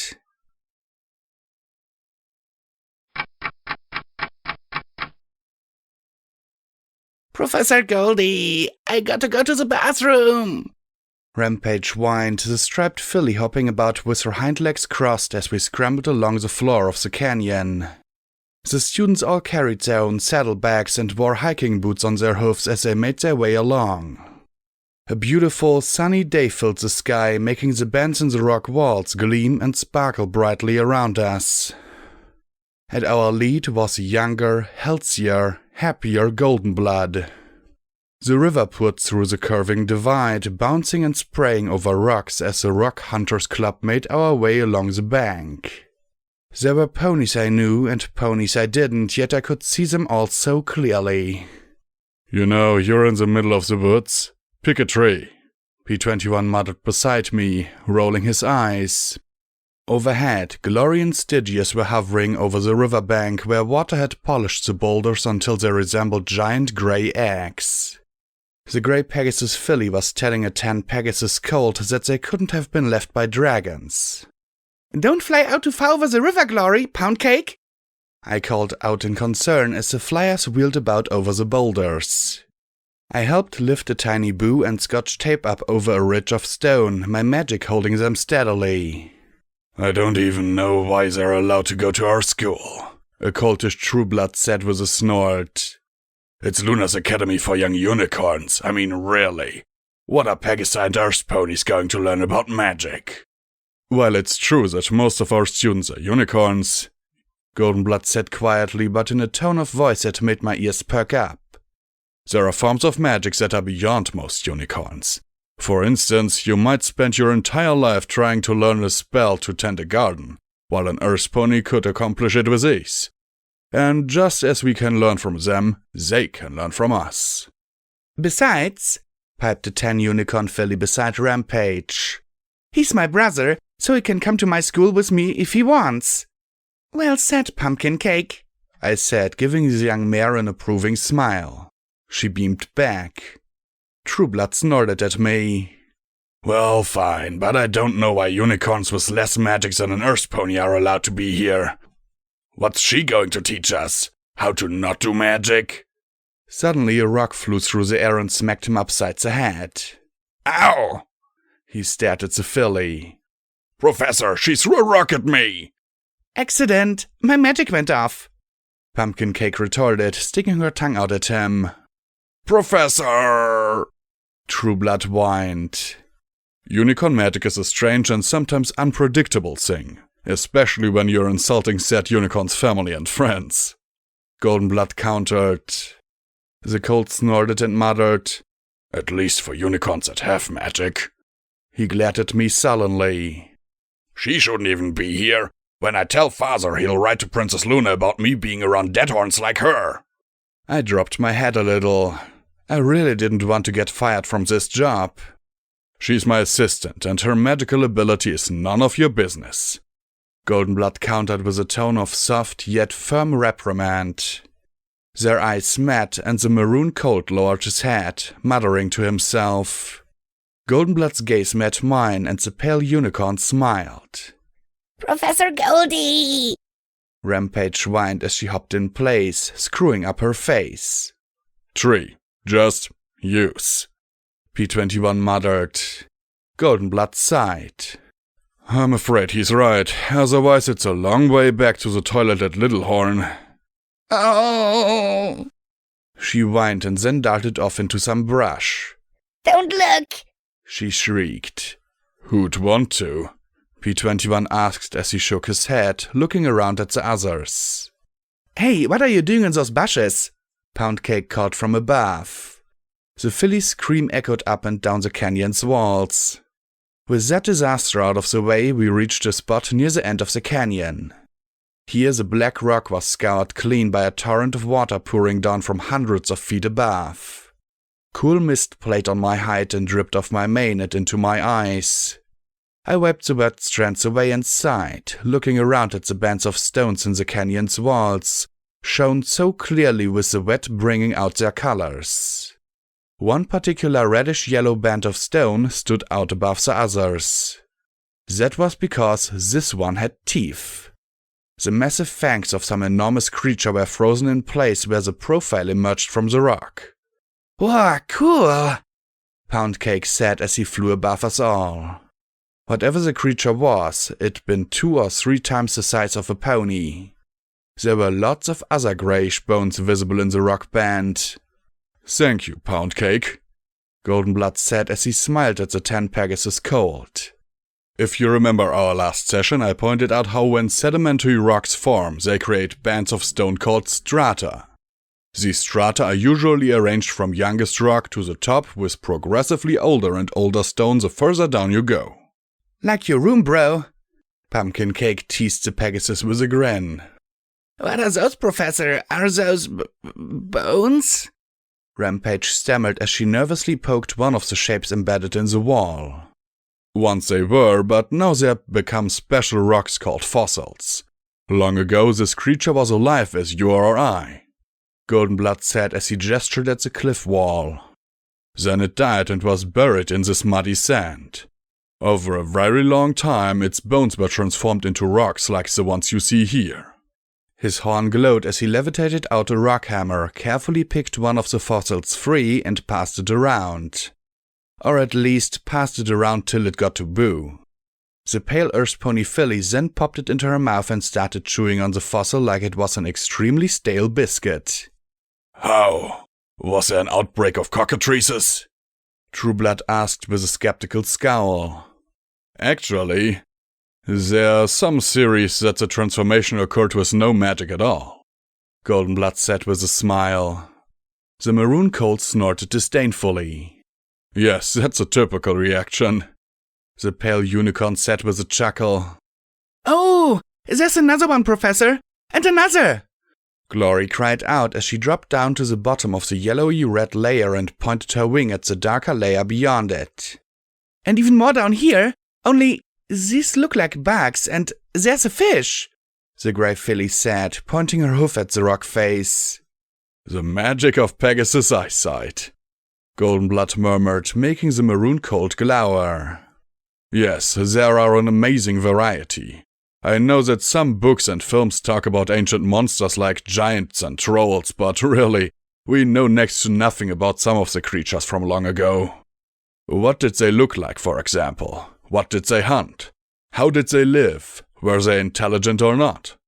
As he looked up at the rock face, the sun peeked through the clouds and made several gemstones embedded higher up gleam and twinkle like shards of a petrified rainbow. Spread out and see if you can find more for your collection. Remember, only one each and only one's no bigger than your hoof. Leave the larger ones for others to find. The fillies and colts spread out in little pairs and trios. I made sure that Boo didn't wander too close to the river. The maroon colt grumbled about stupid rock hunters club and joining 'cause Mom and Dad had said so. Poundcake grabbed his sister firmly with his leg and flew off along the rock face, claiming they were going to find the biggest ones of all. I called out after them not to go too far. Glory, however, was staring at the huge, snarling fossil in the cliff face and the others beside it. Professor, I was wondering, well, there's all these fossils in this band, and the band beneath that, and I even saw some in the layer underneath that one. But why aren't there any fossils of these big monsters higher up? I mean, did something kill all of these creatures at once? A few that were listening in stopped picking at rocks and straightened. Goldenblood looked at her with a pleased smile. An excellent observation. That is quite a good question. The honest truth is that we don't know really. History fades and blurs the further back one goes. We are taught the pageant of housewarming Eve, but what of the countries that we came from? Where did they come from? Or the princesses? Or pony kind? Thus, when we get to things happening eons ago, all we can do is make educated speculations. Why so many large creatures in these layers and then such an abrupt stop? Something must have happened. He trotted up to the rock layer and peered closely at it. He hummed softly under his breath, then paused. His rock hammer then picked out a lump of rock. Laying it down, he carefully chipped at the stone till it broke open and revealed a tiny metal fragment. "What is that, Professor?" P21 asked as Goldenblood lifted it with his magic. "Sky iron, star metal, moon steel. The names vary, but it's a very special kind of iron that is found only in meteorites. What we also call falling stars. It has very special properties that vary quite extensively. Some is exceptionally strong. Other kinds are fairly mundane. It is usually impervious to rust and very difficult to melt or work with. Most ponies don't even bother studying it as it's such a bother. But you can find it wherever falling stars have landed." He tapped the layer. "The upper boundary of this fossil-rich layer is full of tiny fragments of this particularly silvery variety of star metal, suggesting that once, long ago, a meteorite impacted somewhere in the world. We found fragments of this particular star metal all across Equestria." And it killed all those things? Rampage asked as she pointed at the fangy fossil with a hoof. "We suspect it did. Others hypothesize that other changes to the world may have killed these ancient beasts long ago. Perhaps a cataclysmic volcanic eruption, but does any pony notice something else?" He gestured towards the horizontal bands of stone higher up the rock face with his hoof. I stared but didn't see anything standing out. Certainly no other fossils like the ones I'd seen. Just the glimmer of gems studding the rock face in little clusters. "Boring," muttered Trueblood. Then Stygius flew up and tapped the ruby with a hoof. Goldenblood nodded in approval. "Excellent, that's exactly it. Above the stretchroom of rock, gemstones appear all across Equestria, yet beneath it there's virtually nothing we'd call a gemstone." We all looked up at him in confusion. He floated his hammer up to the bat pony, who took it in his mouth and knocked the gemstone free. I caught it as it fell and levitated it over to the gold-maned unicorn as Stygius dropped down beside me. "Gemstones like this are uncommon anywhere else in the world. Notice the facets? How clear and flawless it is? We see so many bright and sparkly gems like this across Equestria that they are mundane and common. Indeed, we cultivate them inside stones. However, if you were to go to another part of the world..." He pulled an ugly reddish-brown stone embedded inside a rock from his saddlebag. "This is a ruby." I'm sorry, Professor, but that can't be right. That's a ruby," I said as I pointed at the glimmering gemstone. Every pony nodded in agreement. Goldenblood chuckled. "I assure you, this is a ruby. Same hardness, same crystals. Cut and polished, it would look the same. Yet it would have absolutely no inherent magic energy whatsoever. Also, any gemstones below this impact stratum would be equally mundane and unmagical. This is a conundrum. How is it that we go from ordinary, dirty, unmagical crystals before the event to countless gemstones afterwards? And why are these gems so abundant here, but scarcer and scarcer the further one gets from Equestria?" The pale unicorn poorly hid his smug expression, and P21 shared a look with me and Glory before he rolled his eyes and said with no veiled sarcasm, "Gee, Professor, do you have a theory?"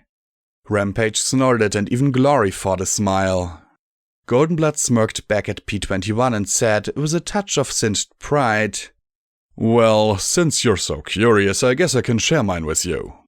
He looked up at the gems studding the cliff face. I suspect that when the meteorite struck, so many creatures died so suddenly that the release of all that life energy condensed in the gemstones that are abundant in our land. We see a similar phenomenon occur when potent magical beings like ancient dragons die. Is there going to be a test on this, Professor? Trueblood asked, rolling his eyes. I didn't think Rock Hunters Club had marks. Just because you've got rocks in your head doesn't mean the rest of us aren't interested, right? Glory asked eagerly as she turned to the rest of us.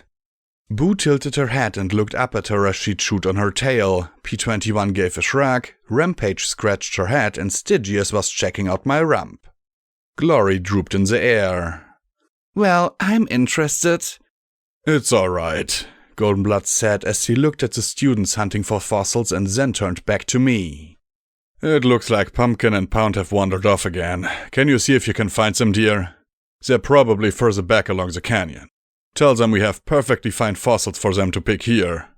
He looked back at the rest of the colts and fillies working on the stone face. I'll keep an eye on every pony else here. I trotted away with all due diligence and speed, calling out their names as I picked my way through the canyon that arced along the edge of Little Horn Valley. Seen from above, it would have created an image of an immense crescent moon. The river slowed as the canyon widened. While the terrain was rough and wild, unicorns had already put their horns into shaping the stone and molding footpaths, slowly but surely transforming the canyon into an immense garden. Where Earth ponies would cultivate land and Pegasi would simply ignore it, unicorns simply had to shape the land to their whims. What would Zebra have done with the canyon and the valley? Would they have molded the dark stone into delicate yet sturdy bridges? Tended to the land so that it was lush and green as possible? Or just ignored it? Professor Goldenblood said that the zebra built beautiful and exotic cities while leaving the wilderness wild, but it was difficult to imagine an entire world that was left like the everfree forest. I came around the bend and could see the school built into the side of the cliff face. In less than 6 months, with magic from the princess herself, Luna's Academy for Young Unicorns had been erected. A round curtain wall topped with elaborate towers rose beside a lake in the widest section of the valley. Diamonds enchanted to twinkle like stars would illuminate it once night fell. Built into the wall of the canyon, in brilliant black marble, was a palace unlike any other outside Canterlot. The structure rose higher and higher till a final black spire soared above the lip of the canyon and into the air over the valley. "Ma'am?" came a voice from above. I looked up to see Poundcake fluttering overhead. He looked worried. Not panicked like something bad had happened, but definitely not his usually pugnacious behavior. His brown eyes turned towards the cave in the cliff wall where Pumpkin Cake sat, chewing on a hoof nervously. I trotted my way towards the cave, one of the larger ones I knew of. The canyon was full of little nooks and hidey holes. "We found something." I trotted to the cave and conjured a tiny star of light. I looked at the tan unicorn and asked in a cautious voice, "What is—" "Zebras." I knew that zebras were supposed to be terrible, deadly enemies. What I saw inside, though, were not the fiends we read about in the newspaper, but filthy, terrified, and above all, hungry people clustered together and wearing rags. A half-dozen had rifles, but it was all they could do to remain upright. Many looked too weak to even stand. The reek was abominable, and I balked for several moments before I took a step forward. "Hello?" They shrank back fearfully from one unicorn mare and 2 young ponies. An elderly stallion dressed in a filthy rag slowly moved to the front of the crowd as they shrank back. One eye was covered by a bandage and he had more rags covering other injuries. He turned and addressed the others quickly, then turned back to me. "No hurt, pony. No hurt." Was he saying he didn't want me to hurt them, or that he wasn't going to hurt me? "No hurt. Good." I smiled widely, backing off a few steps. Indeed, the reek coming off him made that easy. He seemed to relax a little as the sickly, starving zebras talked to each other in their strange language. I took in how wretched they were, and so how wrong it was given that the school was well stocked and could feed 10 times their number. Food? Help? I asked as I pointed back in the direction of the school. I knew we were at war with the zebras, but these people weren't in any condition to be at war with any pony. A few that wore filthy cloaks and stared at me coldly gave me shivers, but could I really blame them? The chief looked at me and then at the starving zebras. Safe, he drawled slowly, pointing at the cave. Then he firmly shook his head as he pointed past me. No safe. Curse. Please, let me help. I begged. If I left and got food, they might flee to another cave or worse, try to leave the valley. We won't hurt you. I slowly backed away, Pound Cake and Pumpkin Cake coming to flank me. Slowly, the mass of zebras began to move towards the exit. As I continued to move, more and more came out. Where I'd thought there'd been only a dozen or so, in the end I was staring at nearly 100 filthy and scared zebras. Clearly they didn't like this, but starvation was a powerful motivator for them to trust me. They moved with grace and care, despite their weak condition. Some even had wagons of sort, exotic, balanced, bisected vehicles with one large wheel in the middle that easily crossed the bumpy terrain. Many more young, old and sick were loaded on these strange wagons. Other larger 2- and 4-wheeled varieties carried what meager supplies they had. Most looked fearful, but as they talked to each other in their strange tongue, I hoped my entities of food and safe were making it across the language barrier. I sent Pound Cake ahead to the school to tell the dean that we'd found zebras who needed help. With food and help, who knew? Maybe this might be something that they could use to end the fighting. The war wasn't worth it if it hurt any pony like this. The front gates of the academy stood wide. There wasn't really any need for them to be closed. The war was as far from Littlehorn as one could get, and the lone, old guardsmare just took in the sight of me and a unicorn filly leading in a filthy, starving horde with disbelief. Then she turned tail and scampered inside.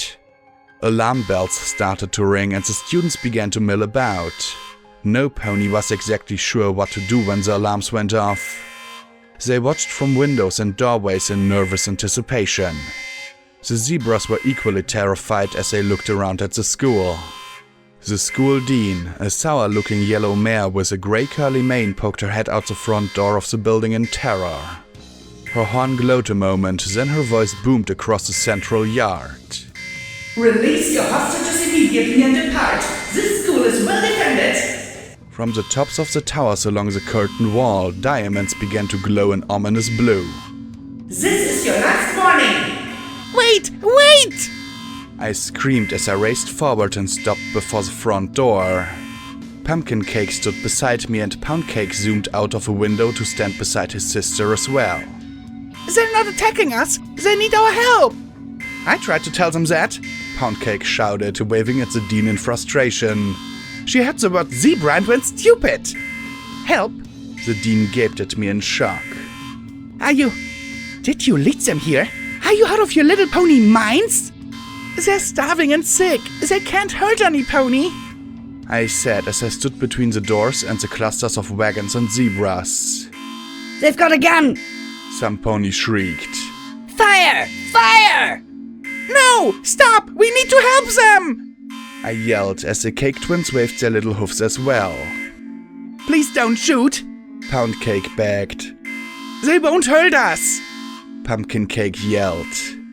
Depart at once! This is your final warning! The dean's panicked voice boomed over the yard as the zebras started to break apart.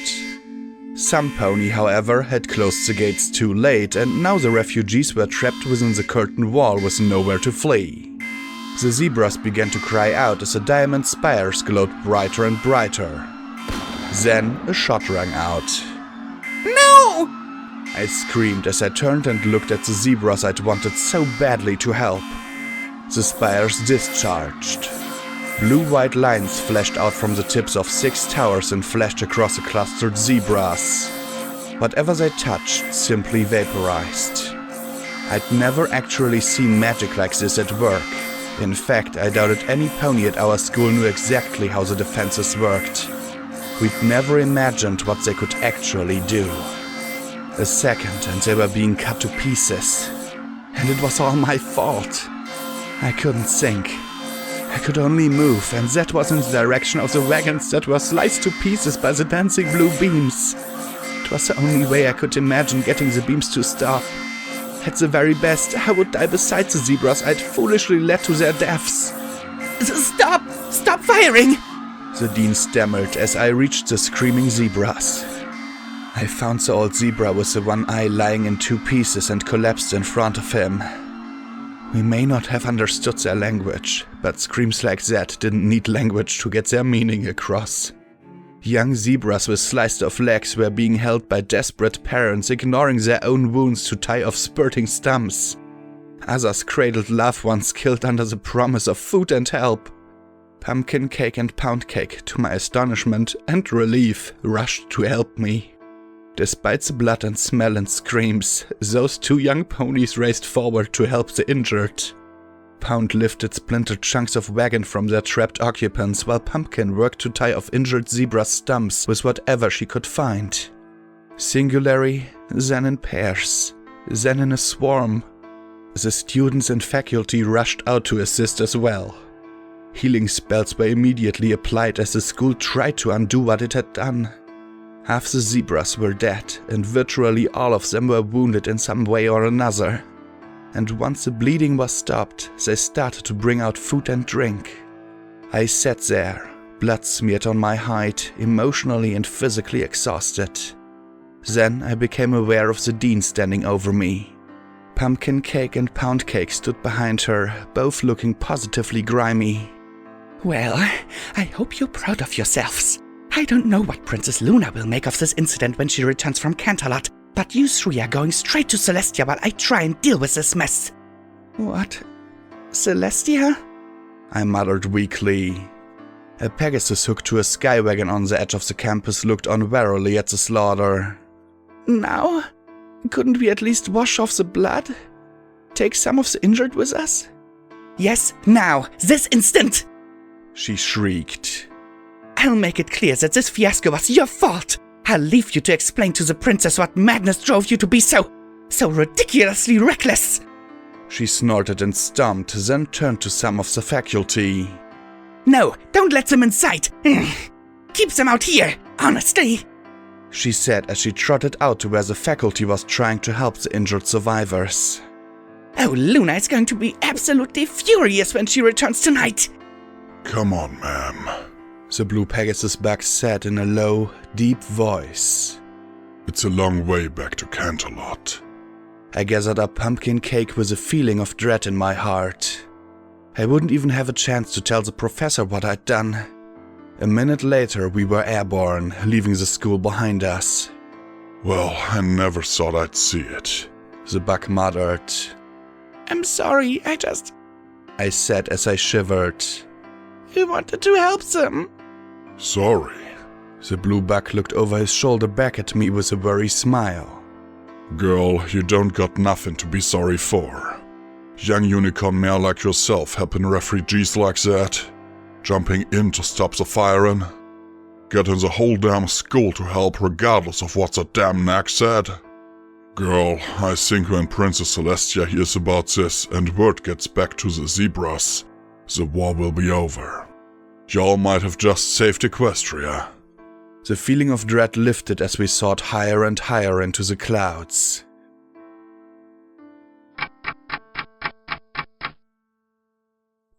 I felt wetness on my cheek, then blinked awake. I'd drooled all over my pillow in my sleep and now it was soaked. I self-consciously wiped my own spittle off with a smooth metal hoof. No man black senselessly butchering ponies. No horrible dreams of my stable or getting pluffed on the seahorse. It was almost anticlimactic. I turned the pillow over to the dry side and rolled onto my back, looking at the flowers and birds painted on the ceiling. The details of the dream I'd had were slipping away. Something about an academy and some zebras and Goldenblood being a teacher there. My head was better. The red road in my skull was gone, and while I wasn't quite at 100%, I was a lot closer to it than I'd been in a long time. I rubbed my face carefully with my forelegs and then slowly sat up. I cautiously activated my EFS and looked around till I found a single blue bar, along with a sea of red bars on the other side of the door. Too much to hope that the killer robots with nothing else to do would have gotten bored and left, I guessed. I cancelled the EFS and sighed as I sat up on the couch. Now, what to do about him?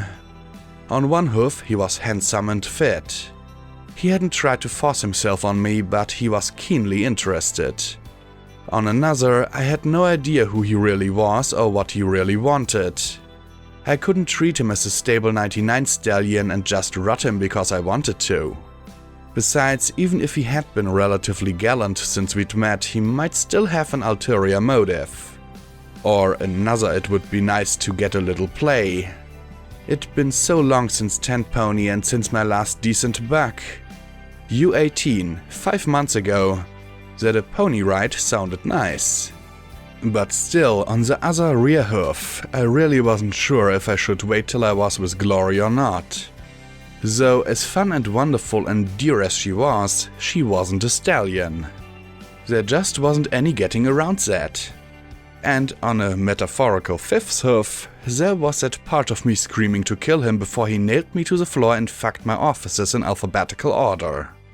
I need less hoofs.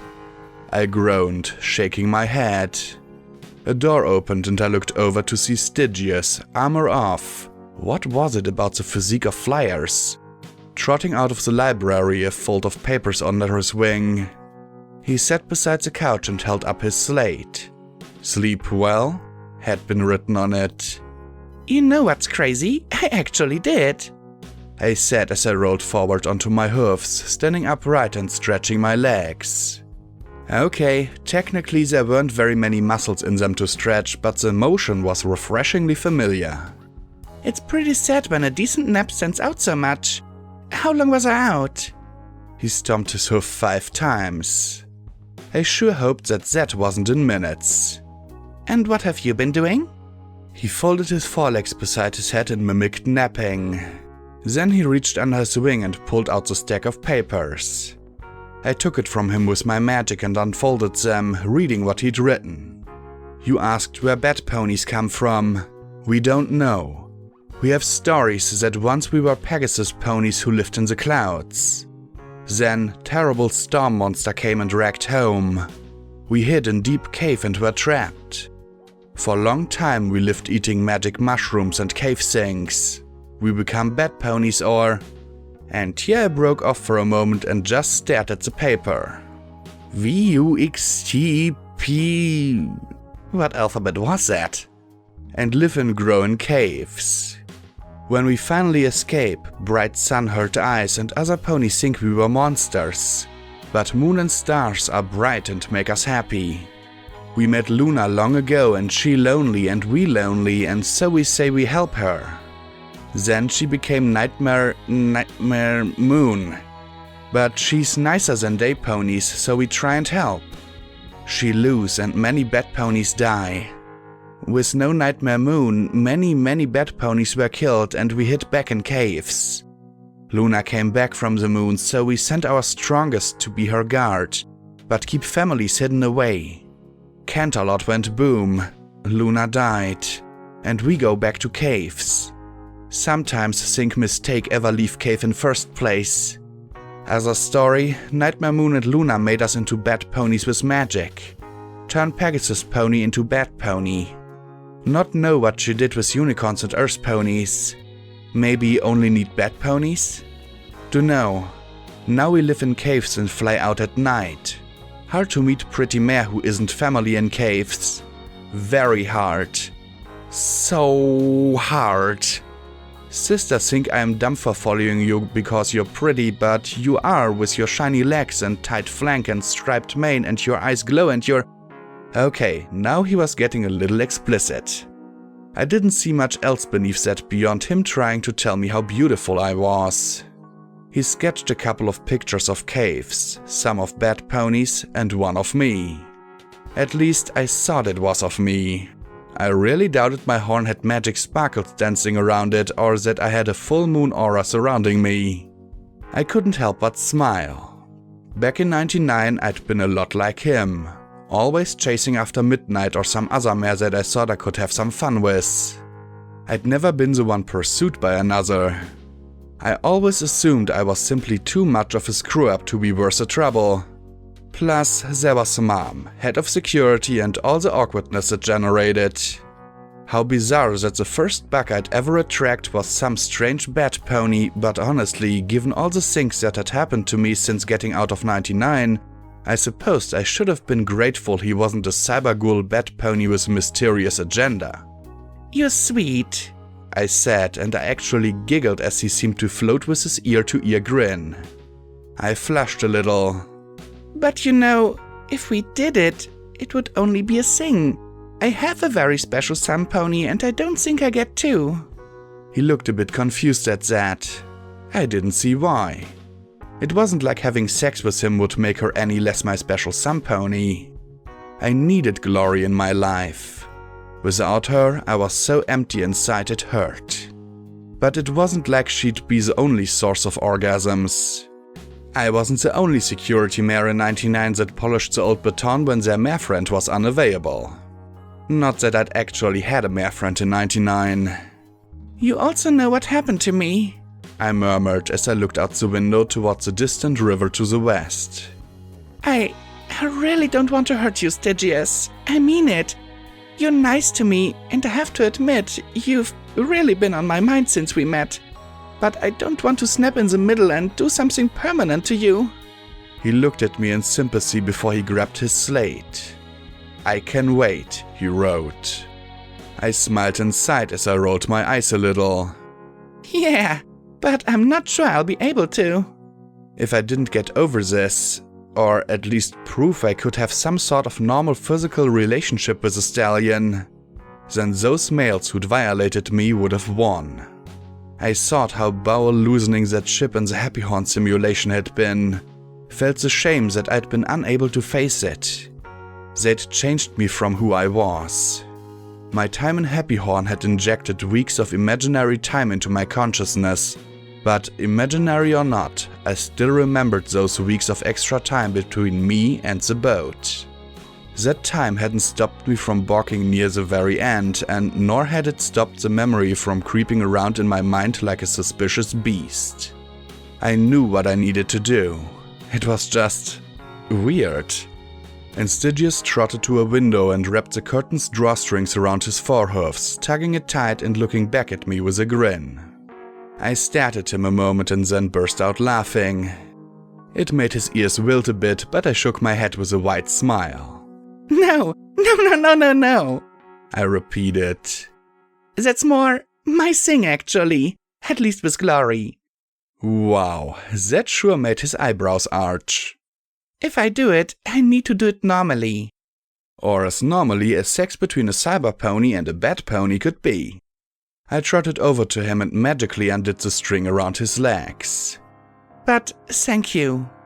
His amber eyes were bright and round as he blushed and sweated nervously. If he was plotting some horrible fate for me, then he was one damned good actor. You're a good pony, I murmured as I looked into his wide eyes. I'm going to kiss you now, okay? He gulped as if I'd just promised to shoot him, then clenched his eyes shut and puckered his lips ridiculously. I smiled and lifted my hoofs and held his head gently, extending my fingers to hold him still as I brought my mouth towards his. Then my fingers tightened, my legs jerked, and a resounding snap filled the air. No! I stomped on that impotent impulse with all the force I could. I wasn't a landmine that would go off. I could do this because I wanted to. I was in control of me. I was... Please be in control. He opened his eyes, blinking and frowning in concern as I sniffed and shed a few tears. Sorry, I murmured awkwardly, and he gave a sigh and a resigned smile. He'd said he could wait, and he would. But he wouldn't have to. I leaned in and pressed my lips to his. He was so shocked that he simply let me, kissing back as he could. He had such soft lips and a nicely sweet mouth, the kind I could kiss all day. Too bad I lasted about a minute before I slowly pulled away. I was in control, but I didn't want to push that control too far just yet. Then I blinked at his googly-eyed expression as a slow, almost drunk smile crossed his face. I let him go gently and he slumped to the floor. Was that your first kiss? I asked, a touch concerned. He started to nod and then stopped and touched the side of his face, where I'd laid him flat. Oh, right. I grinned sheepishly. I mean the first kiss where you weren't hit immediately afterwards? He smiled and nodded as he swayed there. I couldn't help myself. I gave him one more firm smooch and that finished him off. He playfully flopped over completely and lay there as a dusky lump of goofiness. I smiled and patted his shoulder. Then I trotted for the stairs. We hadn't checked the second-floor rooms yet. I got up them and into a bathroom and was closing the door as it hit me. My legs couldn't shake, my heart couldn't race, and my breathing wouldn't gasp. But I could at least sink to the floor next to the toilet and cry as something snapped inside me. It wasn't painful. Quite the opposite. I pressed my face into a fuzzy pink floor mat as that hideous, suspicious beast inside me roared in pain from the wound inflicted by a simple kiss. My tears were of relief. I'd kissed him and not killed him. He'd liked it. Liked me. For the first time in a very long time, I felt like Blackjack the Mayor. Maybe a little wiser, but still Blackjack. Not Blackjack the Cyber Pony, nor Security the Mad Mayor of Huffington. Just Blackjack, who knew a little normalcy could feel so good. When I'd recomposed myself, I wiped my eyes and took the opportunity to use the facilities. Functional plumbing and a flushing toilet. Another miracle in the wastes. Then I slipped out and saw Stygius coming up the stairs. As soon as he saw me, he immediately smiled, but a touch of concern lingered in his eyes. "You okay?" he wrote on the slate. Yeah, just not used to it, I said as I stood and looked at the other 3 doors up here. If I was lucky, I'd find a flicker or something that would help me refocus my mind. I opened the first, looking at a bedroom. Like the rooms downstairs, everything was neat and tidy and gave no impression at all that any pony actually used it. One wall was covered by 4 tall transparent display cases, each one with a dozen different rocks inside individual glass compartments. There was a little tag beside each of the samples. Gold Nugget, Flancourage River, Purple Fluorite, Las Pegasus, Amber Stalliongrad, Silver Ore, Fancy. There were more unusual names that I guessed were from faraway lands. The crystals weren't like the standard magic jewels I was familiar with. In fact, while there was a selection of magical gems, most of them were strange and exotic looking. Some were delicate needle-like crystal spires and strange purple cubes that peppered the surface of stones. Others were simple rocks like granite and marble that I was more familiar with. One section had a dozen different types of ore, all arranged alphabetically. Fossil, Crescent Moon Canyon. I slowly opened the base and levitated the horn-sized stone out, then turned it over in front of me. The small spiral shell resembled an extremely old tan cookie. I sighed and put it in my saddlebag. Beside it was another curious rock, a flake of silvery metal. Star Metal, Huffington. And right beside that was a strange glowing milky white crystal. Moonstone. As amazing as that was, it didn't distract me from something else I found very curious. The glass wall between the two had melted. I opened the door to the case and pried loose the silvery flake and the pale stone. I'd seen these two together before. Only they'd been separated by a layer of flux rather than simple glass. I looked over at Stygius. Stand back, I think this is gonna do something. I dropped the stone and flake from my hands into my telekinesis, closed my eyes and carefully brought the two closer together. As I did so, the metal began to glow and the crystal to glow brighter, and instantly my pipbug began detecting magical radiation pouring from the two. Stygius backed away from me. We stepped out onto the balcony walkway overlooking the great room and closed the door almost completely shut. I peeked through the gap at the two floating rocks. Holding the two at the furthest distance inside the room I could manage, I forced them together. The flash and explosion rattled the house, though clearly the building had been built from magically reinforced materials. The detonation blasted the door right into my face, and only my hastily raised cyber legs kept the wood from taking my head off completely. The force blasted Stygius into the air as I fell back and nearly crashed right through the balcony railing, chunks of door flying out over me and tumbling down into the room below as I lay there on my back. I had no idea that my rat meter could even click that fast, though the rate was decreasing quickly. Okay, that was a little toastier than usual. When I looked back towards the empty door frame, I saw cracks spiderwebbed through the walls around it. Ow! That was really stupid. I muttered as I slowly sat up, rubbing my head. I pulled out a pouch of Radaway for each of us, smirking around mine at Stygius' disgusted expression as he drank his, then stepped back inside, looking at the shattered cases and the rocks strewn across the floor. The bed was smoking and the floor was blackened below where I'd squeezed them together. Embedded in one wall was a moonstone, embedded in the opposite was a flake of star metal, still giving off smoke. I trotted towards the flake's impact dent and looked at the smoking bit of metal. No, not just smoking. It was melting away before my eyes, shrinking as it made a long, low, screaming noise. Glowing white smoke curled up from it as it slowly vanished, and that smoke condensed into tiny white motes of light. They were exactly like the motes in the zebra ruins. I saw them disappearing one by one and lunged forward to touch one with my horn.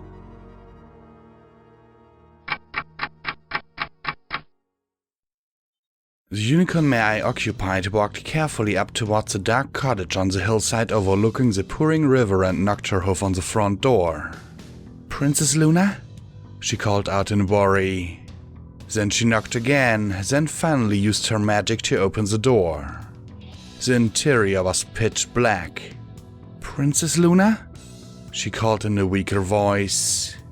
The light of her horn reflected off countless polished silver stars set in the walls and ceiling. A large, ominous note rose up from the basement and she hesitated a moment at the door. "Princess?" The basement door was blown open by a dark wind that scooped the mare up and carried her down the steps into the earth, dumping her in a heap behind the glorious dark princess. A work table was set in the middle of the subterranean room. Strange and exotic zebra statues loomed on like silent mentors examining their students' work. Hammers and tongs lay tossed aside next to a cold forge. She shaped the metal with her magic alone. "Yes?" she boomed as the silvery steel twisted in the air before her. The force of her voice nearly knocked my host over. "Princess, thy sister, she sent us to find thee. She hath been forced to raise both sun and the moon for 3 days and nights." The princess flinched at the word sister. The hum grew stronger and the shadows cast by the pale light of her horn moved unnaturally, as though they were peering at us. "So, it taketh her 3 days for to seek me, and she didn't come herself. Surprise, surprise," the princess said, her boom dying to a normal voice as her horn glowed, that oppressive hum filling the air. "Princess, art thou well?" the unicorn asked in fear. "Nay, we are not," she said with a stomp of her hoof as her head fell. "She doesn't need us. No pony does." Her eyes glared at the metal as it finished shaping into a helmet. Well, if she can raise the sun and the moon, why can't we? Why can't we do both just as well as she can? She demanded as she whirled, facing me as tears ran down her cheeks. We don't need her. We can do it all ourselves. Princess, the unicorn gasped, backing away. Nay, she said as she magically put the pieces of armor in place. She seemed to swell and grow darker. It was as if she was drinking in that horrible humming scream all at once. Her starry mane grew cold and hard. Her coat turned black as pitch. We are a princess no longer. We have no sister. If ponykind hates and fears us, then let them have our night in wrath instead of beauty. And with that, she exploded into a cloud of darkness and everything went black. Beneath it all, the hum persisted in its steady, proud drone.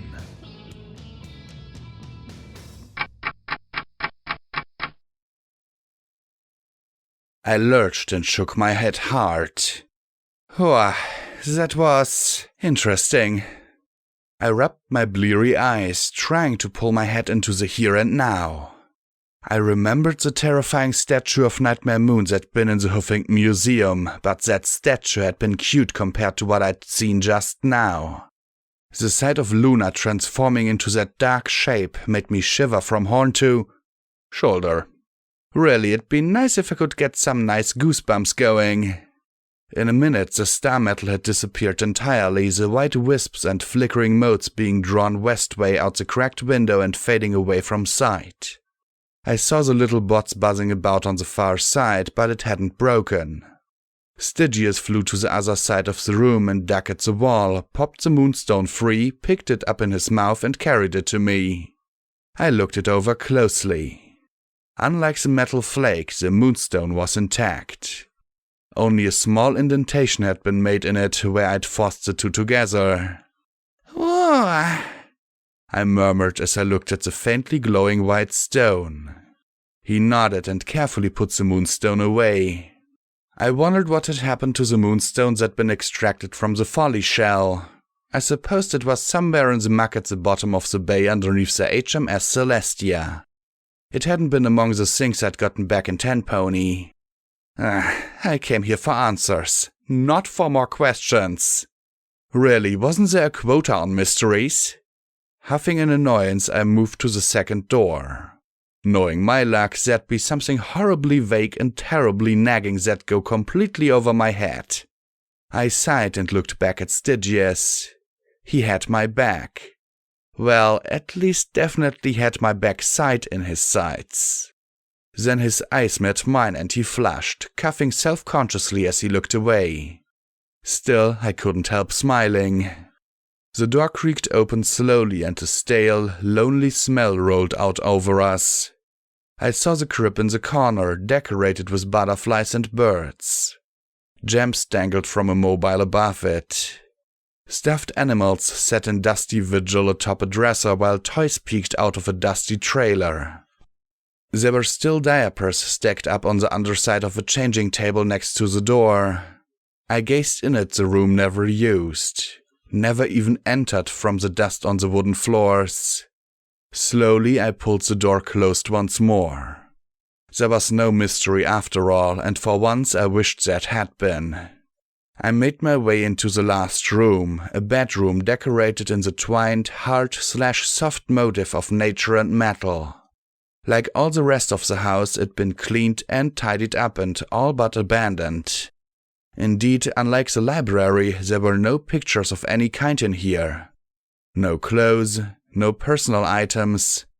Nothing that suggested that a pony named Goldenblood had lived in here. It was nearly anonymous. I trotted to the bed and pushed down on the mattress. I had to give Goldenblood credit. He definitely had good taste in bedding. I pressed down with my forehoofs and felt it give. I looked over my shoulder at Stygius, hard-working looking through the dressers. My eyes wandered along his mane, his exotic wings, and his tail. I didn't know if it was a flyer thing or not, but there was just something about his form that made my eye wander from the gothic black shield on his flank, down the backs of his legs and up the front. So, could I do this? Should I? I groaned and pressed my face into the bed. I just couldn't decide. There were plenty of reasons to and plenty of reasons not to. I didn't want to be defined by what those bugs had done to me on the boat. I didn't want to be defined by that. Didn't want to be a victim. I also didn't want to be set off by any bugs that brushed my ass. If I was going to thump a guy like Candlewick, I wanted it to be my choice, not my reaction. But I was also scared to death that if I tried anything, I'd kill another pony who didn't deserve to die by my hoofs. He buried his head into one of Fluttershy's dressers, or at least I assumed they were hers from the butterflies carved in the woodwork. I smiled as I watched him over my shoulder. And then I slid my saddlebags to the floor and a moment later sent my combat armor to join them. Please, Luna and Celestia, please let this go right. Hey! I croaked, then coughed and smiled again. Hey, Stygius! He pulled his head out of the dresser, a glowing golden memory orb in his mouth. He looked at me stretched half on the bed, his eyes drawn to my posterior. Then I gave my tail a little swish and watched as his eyes popped round. I swished a little bit more, and the memory orb fell from his mouth and rolled slowly along the floor. I picked it up and floated it down onto the nightstand. He slowly approached, looking torn between eagerness and concern. He lowered his mouth to his chalkboard and wrote briefly, not taking his eyes off my swaying tail. You sure? Yeah, I am, if you're still interested. I asked, half hoping he'd changed his mind. But he swallowed and nodded. I closed my eyes and bowed my head. You know what happened to me, though, so if I tell you to stop, please stop, okay? For both our sakes.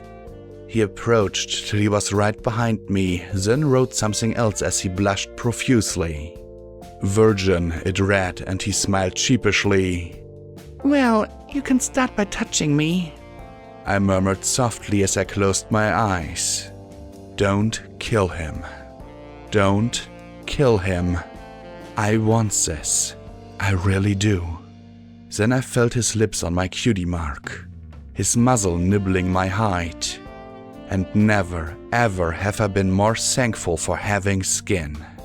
I felt my body twitch in response, and I smiled as that reactive fear remained at bay. I felt his breath on my hide, his hoofs touching me in vaguely reassuring ways. He was taking his time, and I didn't rush him. I needed the time too. Then he moved back further and dared to move beneath my tail. It was an interesting touch. Nothing at all like Glory's. She was soft. She knew what to stroke and what to avoid. His was firmer and heavier than hers. His lips more hesitant, his mouth stronger. My mind reduced to two thoughts. Oh, yes! Which I expressed in a delighted groan and, Don't kill him! I was in control. And with every minute I felt better and better as he helped me feel like a mare. Like a pony. Damn me if I didn't understand Deus now. When you were half machine, you needed something, anything to remind you that you were also flesh and blood. Very flesh, very blood. And when he entered me, it was all I could do to keep myself together. My legs could remember the feeling of the nails, my nasos and throat, the burning pain and humiliation. This wasn't that. He wasn't them. I was safe. I was in control of myself. And while every second a part of me screamed to get him out before he started hurting me, to rip and tear and kill, I suppressed it. I refused to allow it to set me off as he pressed above me and moved inside me. He huffed as he increased speed and I tensed. He slowed and I relaxed. Before too long, he made a series of squeaks and I felt hot wetness inside me. Of course, I was nowhere near climaxing myself, but that wasn't the point. This was about me being able to do this and put what'd been done to me behind me. And as he squirted, I had one more fierce impulse to rip the invading member off. Then his lips met my ears and neck, and like that, the impulse was gone. I'd been pluffed badly, but none of them had shown the slightest affection. I finally collapsed on the bed as he withdrew, an oddly depressing sensation. I crawled the rest of the way onto it, and he moved beside me, his brows furrowing and his eyes concerned. He reached for the chalkboard and wrote, "Good?" holding it between his hoofs as he looked at me. Poor Buck deserved better than me hugging him fiercely and sobbing as that murderous impulse broke apart and flowed out my eyes. Really good, Stitchy. Really good. I blubbered as I curled up against him and let him hold me and curl his wings around me. He might have looked completely confused and worried, but right now he knew exactly what I needed.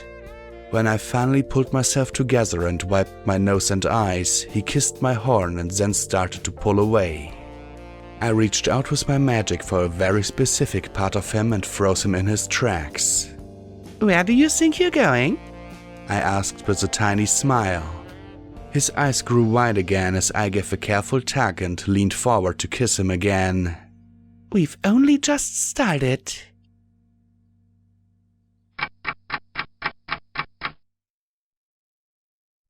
I liked stallions. I liked mares too, but right now, curled up with Stygius on the bed, I had to admit that I liked the boys every bit as much as I liked the girls. I pressed my nose to his chest, taking in his musky, sweaty scent as I felt his heart beating. He'd lasted 3 rounds and now snoozed next to me. I didn't want to pull away, and for now my itch had been scratched. I'd actually worked up a sweat of my own. Even with the metal and synthetic organs, I'd still made quite a workout of it. I probably could have kept going for hours, but why ruin a good time by forcing him to draw it out? I'm gonna need another bath, I thought, feeling this dying on my hide. Oh well, showers later. Stygius was smiling in his daze. He'd been good. Not spectacular, but for his first time, he definitely put up a good show. I'd even popped once our last round to my own delight and surprise. I doubted we'd have time for a 4th time. We couldn't stay locked up here forever rotting. Okay, for the wastelands it actually sounded damn inviting, but still. I felt good. It was something I hadn't felt in a long time. Good. Not drunk, not exhausted, not crazy. Okay, I felt guilty. I didn't deserve to feel this way. But aside from that lingering urge to kick myself on general principle for what I'd done after Yellow River, and at Yellow River, and every other messed up thing I'd done, I felt damn nice to be held like this. The next time I was with Glory, I would do all I could to make her feel this way. So, move and wake him, and be tempted into a 4th round, or just rest here. My eyes went to the memory orb on the nightstand beside us. Well, it would pass the time nicely. I floated it over and touched my horn to it with a lazy smile. My horn flared and flickered as I worked to make the connection. Come on, get in there. I can't spend all day just lying around on Golden Blood and Fluttershy's bed.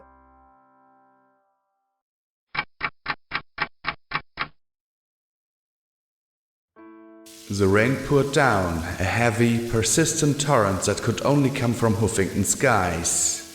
Sometimes I wondered if the sky had some vendetta against the city, doing all it could to drown it and cut off the sun and moon even before the enclave arose. The pony I was in was a familiar unicorn stallion standing out in the rainy night and looking at a mare isolated in the yellow light of a single street lamp. She wore a trench coat that covered her from head to hoof, and her long black mane hung across her shadowed face from under a dripping cap. All around us were dark trees, and in the distance I could see through the rain the towering city lights of the core. Something snapped beneath my hoof and she squealed as she spun around. Who's there? she whispered timidly. There was no answer in the pouring rain. She trembled, hanging her head once more as my host slowly moved closer. The steps he took were slow and tired. She shrank back a little, then cleared her throat. Hello?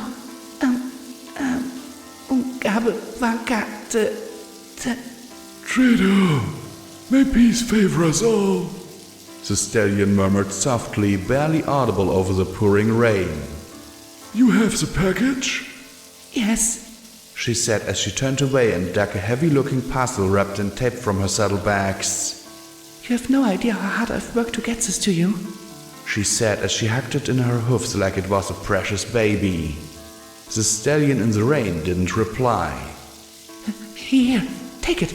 It's all our notes. Everything you need. Please, I've worked so very hard. The male stayed silent. He simply stood there outside the patch of light. Then he rasped in that unmistakable voice. I know. First you tried contacting a zebra envoy directly. She met a tragic end with a grenade slipped into her saddlebags. Then you used Nurse Blossom Force to try and get it to the POW who was being sent back to Zebra Lands in a prisoner exchange. Of course, Blossom Force was a MOM agent, but fortunately she met a bad end with a memory modification spell before she could report in to Pinky and Luna. You made several subtle overtures to members of the Zebra government, all of which were rebuffed. So then you arranged a meeting with a member of the Zebra Sympathizer terrorist cell. At this moment, they're being raided. Your contact will be killed in the firefight. There's no way to extract memories from a dead pony. Her head glowed gold and lifted off her head. At once, the pouring rain began to wash the dye out of her mane. Hello, Fluttershy. Goldenblood stepped into the pool of yellow light. The rain poured down over him, matting his mane to his scarred, pale hide. No, you can't. She whimpered as she clutched the parcel to her chest, turned away as if to shield it from him. Please. He didn't say anything at first. He simply gazed at her with eyes that felt tired. Why are you doing this, Fluttershy? I would have thought that after Blossom Force was exposed, you'd have given up. Fluttershy clenched her eyes shut and trembled, sniffling. I have to do something. Luna won't use the mega spells to heal ponies. She wants Twilight to turn them into weapons. Something Twilight would never do nor authorize, Goldenblood murmured. You know this. Twilight might think it's wrong, but what would stop some pony else from doing it? Fluttershy asked. If some pony else does weaponize your creation, I guarantee that the first demonstration will have zebra observers. They'll see what megaspell weapons can do. They'll go home and tell their Caesar to end the war. But even he didn't sound convinced. Will they? Fluttershy asked in return. Or will we just use the war as an excuse to wipe them out completely? She gave a heartbroken little sob, then looked at him and asked, Is the only way for this to end to have every pony die? I won't accept that. I can't. Treason is better than that. Some of the raindrops on her cheeks looked remarkably like tears. Goldenblood reached out to her, but she flinched away. I promised I would never hurt you, he whispered gently in his scarred voice as he withdrew his hoof. You broke your promise, she replied, her tone quiet yet unshakably firm. How could you do that to me? Call out her name? She shivered, and somehow I doubted that it was because of the cold or the wet. It was an accident, he replied, but she kept her eyes away. I know that didn't make it any easier, Fluttershy, but it's true. When I said her name, I wasn't thinking of doing what we were doing with her. Fluttershy pressed her lips together firmly, eyes clenched shut. I don't believe you. All those nights you spent with her, all those times you said you were working with her, alone, and then you do that? She shook her head and sniffed. I was going to have a baby. Our baby. She raised her face to the rain, the tears pouring down her face in black rivulets as more dye slowly washed out. I was going to be a mommy. A real mommy. I know. And you would have been a spectacular one, Fluttershy. He sighed as he too looked up at the rain, but there were no answers to be found in the falling droplets. But either way, I'm sorry it's come to this. You need to stop trying to get megaspells to the zebras. They're already sneaking around the MAS looking for information. They don't seem to know it originated with the Ministry of Peace. He sighed and shook his head. You need to give this up. I can't. Don't you understand? She begged as she looked up at him. I went with the others to stop the war, not fight it, not to kill. But what have I really accomplished? The fighting is still going on. I see soldiers hurt, maimed, dead. I see ponies injured in zebra terrorist attacks. I see zebras being forced to live in Zebra Town and that horrible camps they're making at Yellow River. And I can't seem to do anything to stop it. She backed away till she bumped into the pole behind her. Don't you see it? I'm not like Twilight or Rainbow Dash or Rarity. They all want to win. They like being ministry mayors. Did you know that Applejack's cousin made a glass anti-personnel bullet that fragments in the wound? It can take days to get all the pieces out. It's the intention. Tie up their medics with difficult injuries. Goldenblood murmured, now looking away himself. Oh, really? That drew his eyes back to her, and even I was taken aback by the scorn in her gaze. Do you know what glass bullets actually do? The infections? She asked as she stared at him. The pieces are almost impossible to detect. They can remain lodged in organs and cause crippling pain. They migrate, tearing holes in tissue as they move. The zebras won't waste time treating injuries like those. They'll just euthanize their injured and keep fighting all the harder. Fluttershy, we're at war, he said lamely. So that makes it okay? Fluttershy retorted sharply, starting to pace. We can use glass bullets. We're at war.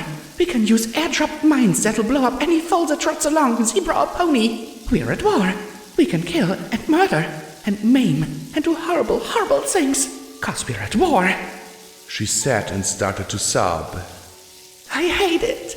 I hate everything about it. And I have to stop it, even if it means giving megaspells to the zebras. If Luna's not good enough to use megaspells to heal battlefields, then maybe the zebras will be better than us. She finally dropped back to a near whisper. At least it will help them with damp glass bullets.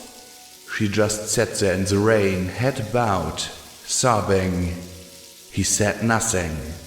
Finally he murmured softly, I'm sorry, Fluttershy. She sniffed and drew a ragged breath. Me too. Finally she straightened. Well then, let's go. Go? To Princess Luna, or Pinkie Pie, so they can banish me, or throw me in a dungeon, or do the things they do. She murmured as she looked up at him. He just smiled and shook his head. Don't be ridiculous. I wouldn't have gone through all this trouble if turning you in had ever been an option. He sighed and looked at her. I love you, Fluttershy. I know you don't believe that, but it's true. Yes, I care for Luna too, but she never had my heart. Only you ever did. Only you ever will. She stared at him, shaking before she looked away. I'm sorry, I don't... Sorry. I promised. He rasped softly as he turned aside with a small, sad smile. I promised I would never hurt you, Fluttershy. I'm sorry I made you doubt me. That I said what I did when I did. But I won't turn you in. I beg you to stop this so. Zebras can't get their hoofs on megaspells. It'll take the war on an entirely new level. Please? I can't. Don't you understand? She said, desperation creeping into her voice. If I don't do something, I think I'll go crazy. I have to stop it. Perhaps. What if I did something? Made some way for you to help prevent ponies from being hurt? He asked, then sighed. You could also take it as a far more sincere apology. Goldenblood, you don't have to do that. I have to do something, Fluttershy. If you keep this up, you're going to go to prison. I couldn't bear to see you in such a place. Then help me. Please. If the zebras get their hoofs on megaspells, the war will have to stop. If the zebras and ponies both know that battles are pointless, they'll have to negotiate. Right? She said with a wide, hopeful and horribly naive smile. I can't just sit on this. I need to do something too. She smiled slightly. You can understand? Yes, I do. He stood perfectly still for a few seconds as the rain poured down upon them both. Finally he said, in a voice barely louder than the rain, You should write to Professor Silverstripe. Her father is Dr. Propos at the Zebra Academy of Science, and I know she has some means of contacting him clandestinely. He's one of a few back channels I use to keep tabs on what's going on in zebra politics, and he's an outspoken critic of the war. Maybe you two could collaborate on treating the casualties. Try and open up some avenue for peace talks. He looked back at her, his gaze once again firm. But please, not megaspells. If you keep trying to pass that to the enemy, sooner or later, Pinkie Pie is going to catch you. Or Luna will. I can't protect you then. Thank you. She murmured as she put the parcel back into her bags.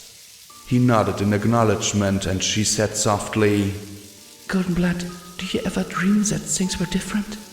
All the time. But then again, if they were different, would we have ever had the time together we did? He turned away. Goldenblood? Fluttershy murmured and he paused, looking back at her over his shoulder. Please get out of the rain. I felt his lips curl in a smile and with a single nod, he trotted away.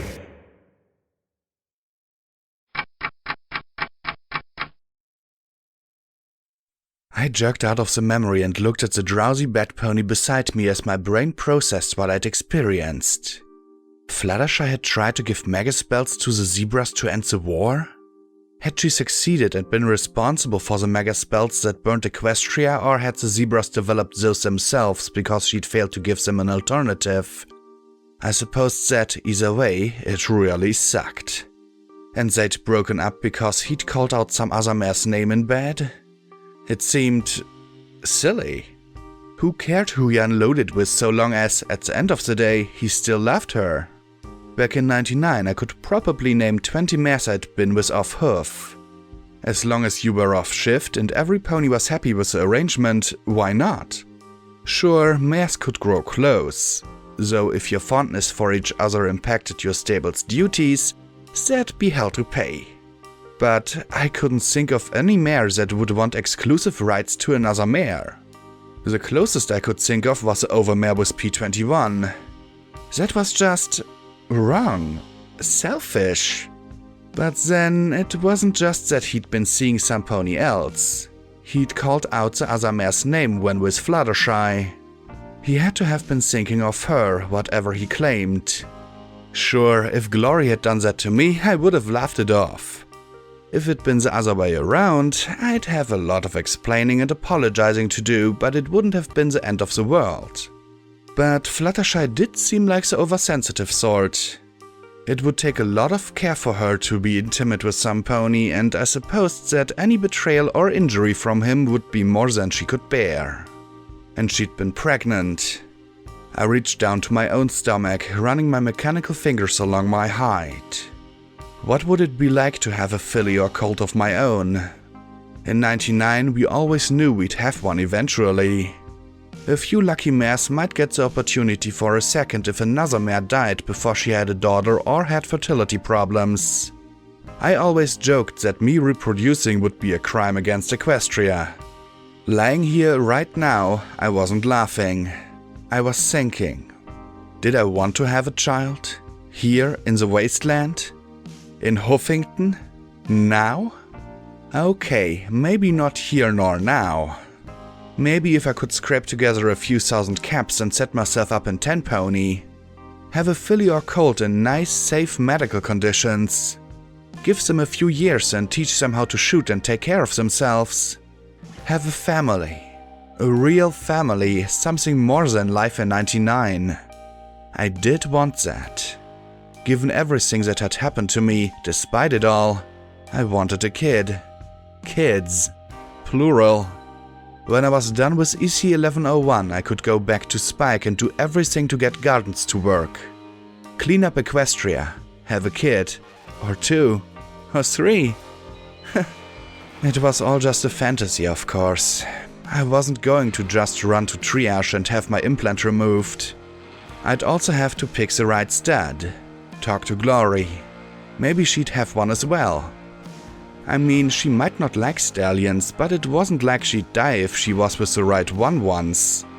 Heck, I knew medical ponies could inseminate mares if needed without them ever having to see a stallion during the process. Happened occasionally in 99. Oh, and I'd have to see... Well, triage had said that my reproductive parts had managed to stay functional, but that was before the Celestia and my cybrization. The professor hadn't mentioned anything about them, but there were a lot of things she hadn't mentioned. I supposed that, even if something was wrong there, Glory could have the foals or we could adopt. The idea didn't feel as appealing, but it'd work. Something to think about. Talk about. I might not be the smartest pony, but this whole subject was definitely something I didn't want to rush. It'd be more than my own head if I screwed it up. I rolled onto my side and snuggled against Stygius. He was warm, firm, and didn't mind metal legs. I knew I'd be guilting about feeling this way sooner or later, but for now, nuzzling his neck, I really couldn't help but smile. Glory would like him. Not like, of course. But he had a gallant idiot streak I bet she could really relate to. Kissing along his chin and cheek, I moved my hoof downward. A few seconds later, his eyes popped wide as his cheeks went red. I gave his nose a little lick as he gave a meek chirp. Round 4.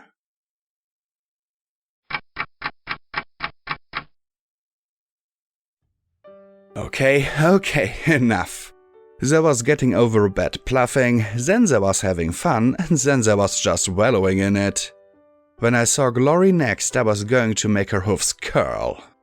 As I finally slipped off the bed, I was sore and tingly in all the right places. Stygius, he'd need a little more time to recover, but from the grin on his face, I was pretty sure he'd be fine. Stallions are awesome. Of course, we both needed a shower. We were positively ripe. I trotted into the bathroom with a small smile on my face. Maybe I wasn't completely over what happened to me. There was still that muttering defense mechanism in the back of my head, but I didn't think that I'd try and kill a male just for making the wrong comment or brushing my rear end. Still, I did a little dance on the balcony. I hadn't killed him and I'd had a good time. This had to be one of the top 5 best days I'd had out here in the wasteland, just behind finding out Glory was alive after Flash Industries and our little consultant Star House before going into the tunnels. Of course, I knew that something horrible would probably happen soon to erase it. My life seemed to inextricably fall into that pattern. But I'd enjoy the great feelings as long as I could. After a nice, hot shower, hey, hot water! Any day with hot water pouring down on me was a good one. I emerged, put my armor and saddlebags back on, picked out whatever magical gems I could find in the Shattered Rock collection and trotted downstairs. Well, time to start thinking about how we were going to get out of here. I alternated between bites of cram, chunks of gemstones, and pieces of metal from the workshop as I sat on the desk in the library and looked out the window at the bots milling about outside. We might be able to race past them and out the shield, but that would be iffy. I had visions of one of us ending up as a shower of ash. I tried to peek around at the main pinky box, but the angle from the library window wasn't very good. I needed to get higher. Fortunately, I had freaky zebra balancing legs that made me stand upright on the desk. Ah, there it was. And there were its red eyes. Still not happy. Wait, what was that? In an upper corner of the library was a tiny black camera sensor. Why had he needed so many?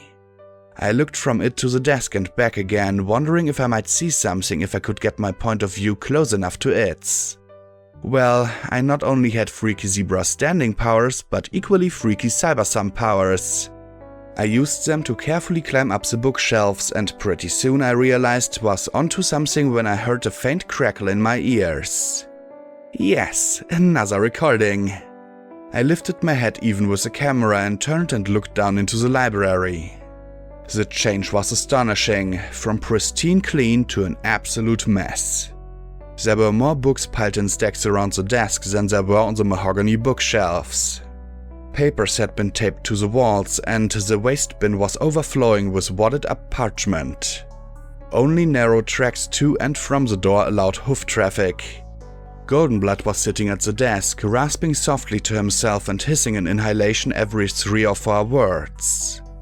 Now, pertinent to Equestrian Command 1 and the formation of the ministries, the judiciary shall remain under the review of Crown with judges appointed, monitored and removed by the Crown. All ministries retain the right to exclusive internal legal codes of conduct, but any binding rules of the ministries shall be applicable by Equestrian Court.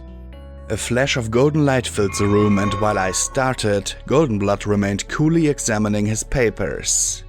When it faded, the last person I would have ever imagined appeared. There was absolutely no mistaking that radiant crown, nor missing that softly billowing tricolor mane. Princess Celestia. I only had 2 memories of her, one troubled and the other regretful. Now I saw another side of the former ruler of Equestria. Anger. Director Goldenblood? Her voice was stern, the type of voice Mom used when I was in deep trouble. She looked at the stacks of papers and books, and her horn flashed once. In an instant, the books were back on the shelves, and the papers, including the one he was writing on, were stacked on a smaller desk on the opposite side of the room. I wish to have a discreet word. I have an office, Princess Celestia, he replied in his shallow, rasping voice. His pink scars looked wet and shiny, and he sat neatly on the edge of his seat, pressing his forehoofs together as he leaned towards the princess, peering at her over the tops. There was no need to come here and organize my controlled chaos. Then he clenched his eyes shut, coughing deep and wet. Despite her ire, the princess betrayed a tiny concerned look before stiffening once more. It seems to be the only way I could talk to you face to face. You're a notoriously difficult pony to meet. That seems to be the way of almost every pony around you, she said firmly. I was supposed to speak with Twilight Sparkle today, but imagine my shock when I was told she was busy with ministry business. When I pried, I found out that I wasn't even on Twilight's agenda today per your orders. Was there a part of that which was unclear, Celestia? Goldenblood said in his shallow rasp. I would have loved to have known if he was smiling behind those hoofs. Twilight Sparkle is my most devoted student and dearest friend, and because of you, she didn't even know that I wanted to see her. You have no right to interfere in our relationship or meddle in our private affairs, the princess retorted, her eyes narrowing. If they'd been focused on me, I doubted I'd retain control of my bladder. But Goldenblood looked back with something bordering on contempt. I'm afraid that is where you are mistaken, he replied calmly, his wet, raspy voice turning sharper.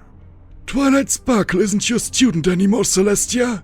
She's now Luna's ministry mare. She has a job to do winning the war. Her time is literally priceless, and I take great pains to manage it and her to be as efficient as possible. Twilight Sparkle isn't your subordinate, Director, Celestia retorted. Goldenblood didn't respond, and for an instant doubt flickered in her eyes. His remained as steady as steel. If you have problems with how I execute my duties, take them up with your sister. I'm sure that she'll be happy to spare you some time, Celestia. I suddenly realized he hadn't been calling her princess anymore. He looked at the stacks of papers, magically flipped through them, and then stopped and yanked one free. I'm sure that Princess Luna would be overjoyed to hear your concerns about the... His eyes glanced back to the paper once more.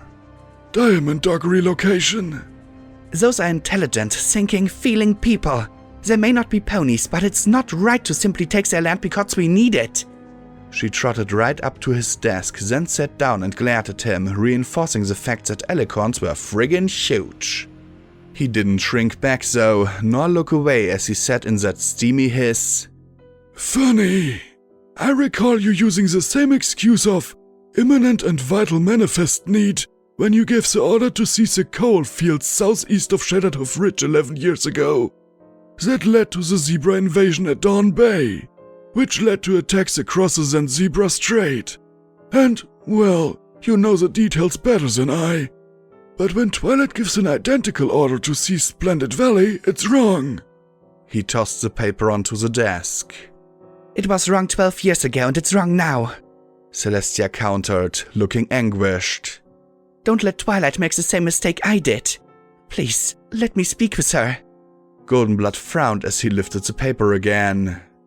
I'm afraid that's not possible, Celestia. Twilight needs the gems, caverns, and security to test hazardous spells and talismans.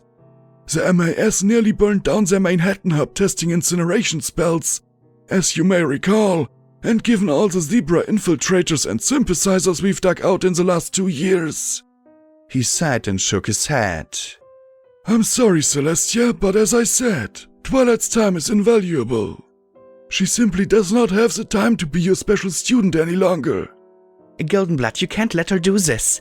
I didn't step down so my sister and my student could do horrible things. Celestia objected with a toss of her mane. Well, that's funny. I was under the impression that is precisely why you stepped down. His eyes narrowed. I'd never seen a pony scowl at Princess Celestia like that before. I didn't think it was possible. With all due respect, Celestia, you quit. And you didn't sue for peace. You didn't negotiate an armistice. You didn't even surrender with honor. You just quit. And in quitting, you dumped this entire war, which you started in Luna's lap. You think I don't know that? You think I could still rule after what happened at Littlehorn? Celestia demanded, her eyes blazing like twin suns. Do you know what I thought when I saw what the zebras had done to my sister's academy? This is my fault. Mine! And you were right. It was your fault. Goldenblood said in low, deadly tones. You could have silenced the nobles. You could have told Hippocampus to find another way. Put down energy quotas. Work to overcome the impasses with the zebras. Instead, you decided to go to war. You, Celestia. I had duties and responsibilities to all of Equestria. She protested. And now you don't. Goldenblood said flatly. You should have given Princess Luna a year, at the absolute minimum, for a transfer of power. 5 years would have been better.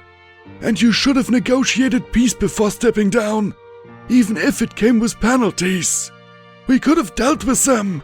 But you didn't. You quit and dumped this entire mess on your sister's back. And now you don't like what she has to do to win the war? To create her own rule? To run Equestria as she needs to run it? Tough. He folded his hoofs on the desk before him. Princess Luna is doing what she must. Twilight Sparkle is helping her by doing what she must. Even if it's the wrong thing? Celestia asked with a soft plea in her voice. I never thought I'd hear a princess speak like that. I have to do something. There must be some way I can help them to not repeat my mistakes. Luna is not interested in your help, Celestia. Neither is Twilight Sparkle. There's no place for you in the new government. I made sure of it. From the look of shock on Celestia's face, I wondered if any pony had ever spoken to her like this before. It was a slap in the face. I just want to help my sister and my student, she whispered. Please. He sighed and closed his eyes. I'm sorry, Celestia, but this comes from Luna.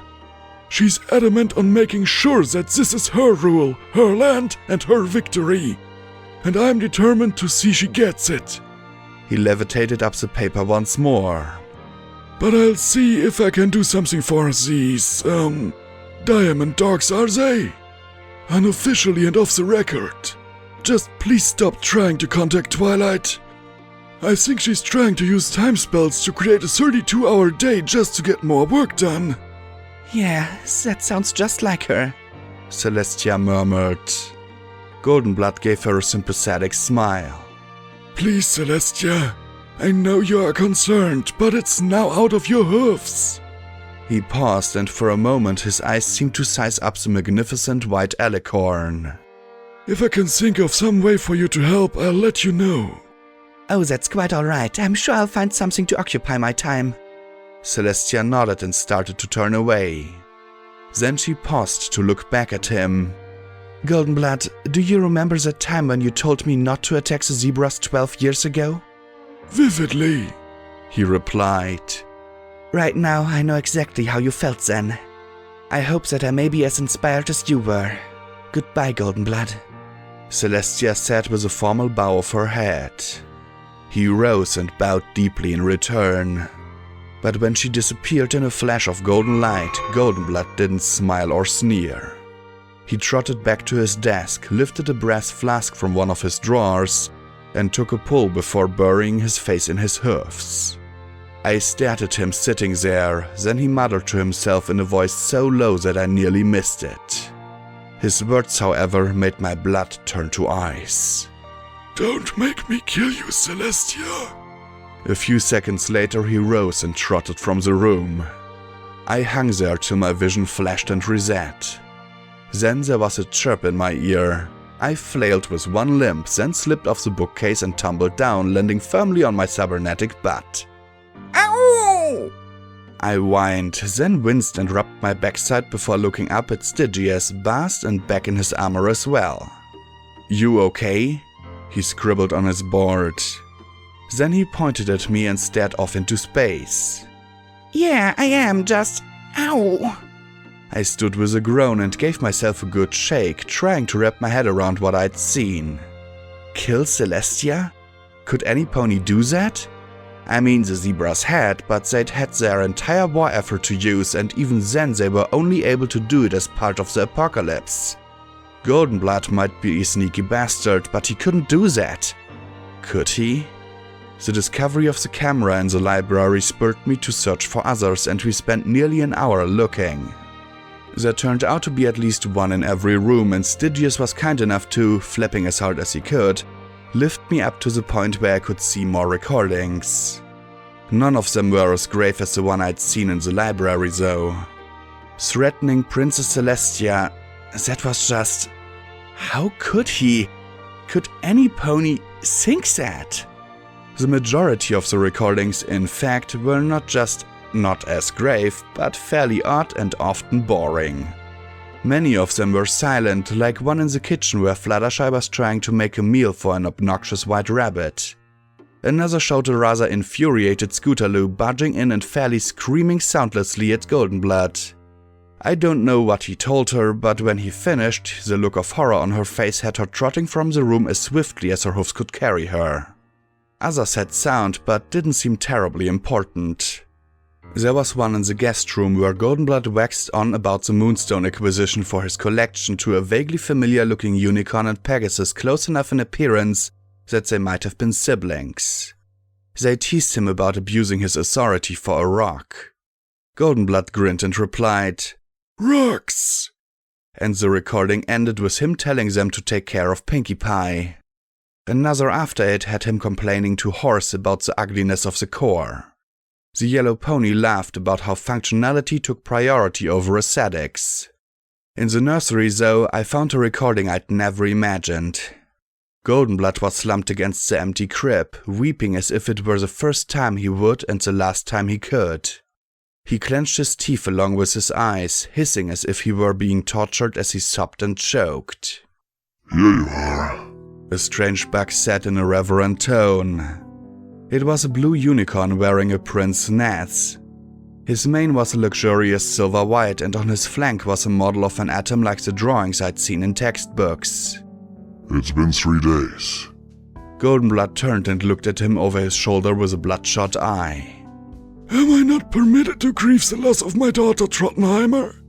He hissed. That requires you to acknowledge that you ever had one. The blue stallion replied. 4 Leaf put 2 and 2 together. Don't worry, it won't spread. The MOP is rallying around Fluttershy to protect her. She wants you to come for dinner. No arguments. He watched as Goldenblood pressed his brow to the crib again.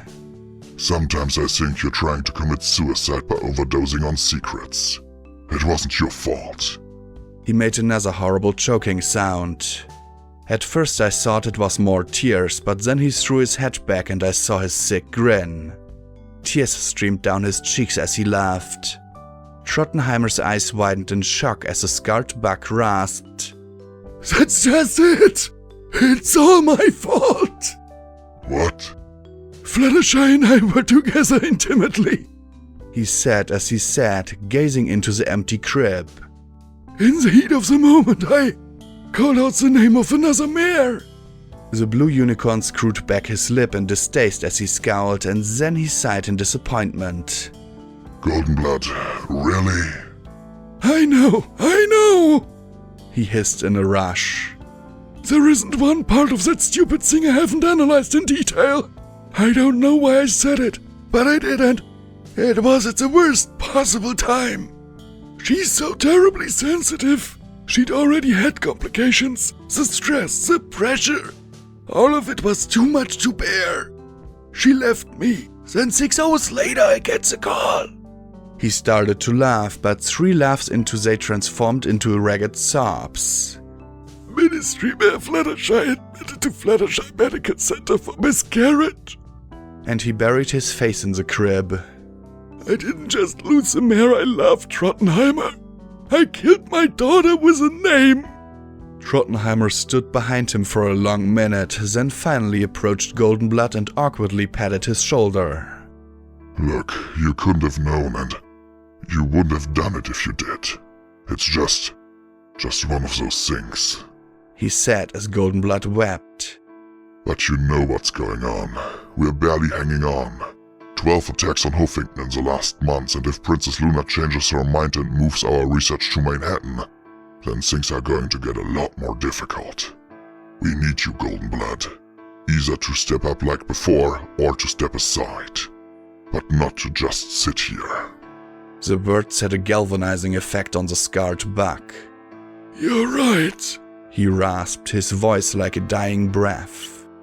I have promises to keep, and none of them involve a wife or a child. He closed his eyes again. Tell the department heads to meet tomorrow.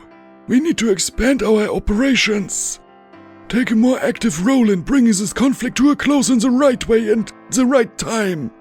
He pressed his forehead to the rail. That will have to do. For now, please give me one more night to mourn Whisper. That was all I could bear to watch. Goldenblood hadn't just lost Fluttershy to his mistake. He'd lost a child too. And that bastard Sanguine had kept her survival a secret from both of them. If they'd known, would it have changed something? Everything? Damn it. I didn't want to pity any pony who'd contemplate killing Princess Celestia. I tried to take my mind off the sight of Goldenblood in such a state, starting by signaling Stygius that we could go back down. The bad pony was worn out from being my elevator and landed a bit heavily, taking a moment to catch his breath. I trotted quickly from the nursery down to the living room. He walked after me, his wings dragging along behind him. I sat on the couch, rubbing my face. When I discovered that this was Goldenblood's house, well, I hadn't exactly thought that I would find a golden memory orb with all the secrets nagging me there for the taking, but I'd expected to find something. What I'd found was Goldenblood the pony. A teacher, a lover, even a father. I didn't want to think of him like that. I wanted to hate him, think of him as a monster who'd contemplate killing Celestia. I hated the idea of him as a victim, a screw-up. Normal. I didn't know which was more terrifying. A ridiculously intelligent master plotter with a secret ministry under his command, or some pony who was all that and who could fuck up too. I was distracted from my thoughts by a bit of movement in the corner of my eye. Looking over Stygius' shoulder, through a picture window, past the long grass out front and the swirling sprite bots, I saw something that didn't belong. A pony in steel ranger armor. She was just standing halfway through the magic field, the glowing surface distorted around her. The red sparks of light from the swarming sprite bots fizzled uselessly against her armor. Then a second steel ranger stepped through. A third. A fourth. I rose to my hoofs and slowly approached the window for a closer view. Then a fifth stepped through. He wore on his sides 2 massive anti-dragon cannons. As he stepped out in front of the rest and they turned to make way, I saw the black towers lined in green on their armored flanks.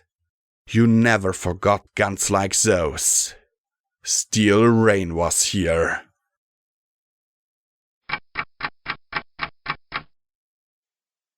Footnote: maximum level reached.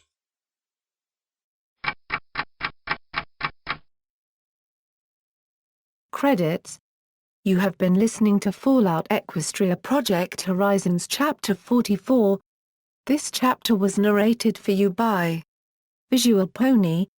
Sound effects were provided by freesound.org and Visual Pony's own production. Music was provided by the YouTube Audio Library. See you next chapter, every pony. Sincerely yours, Visual Pony.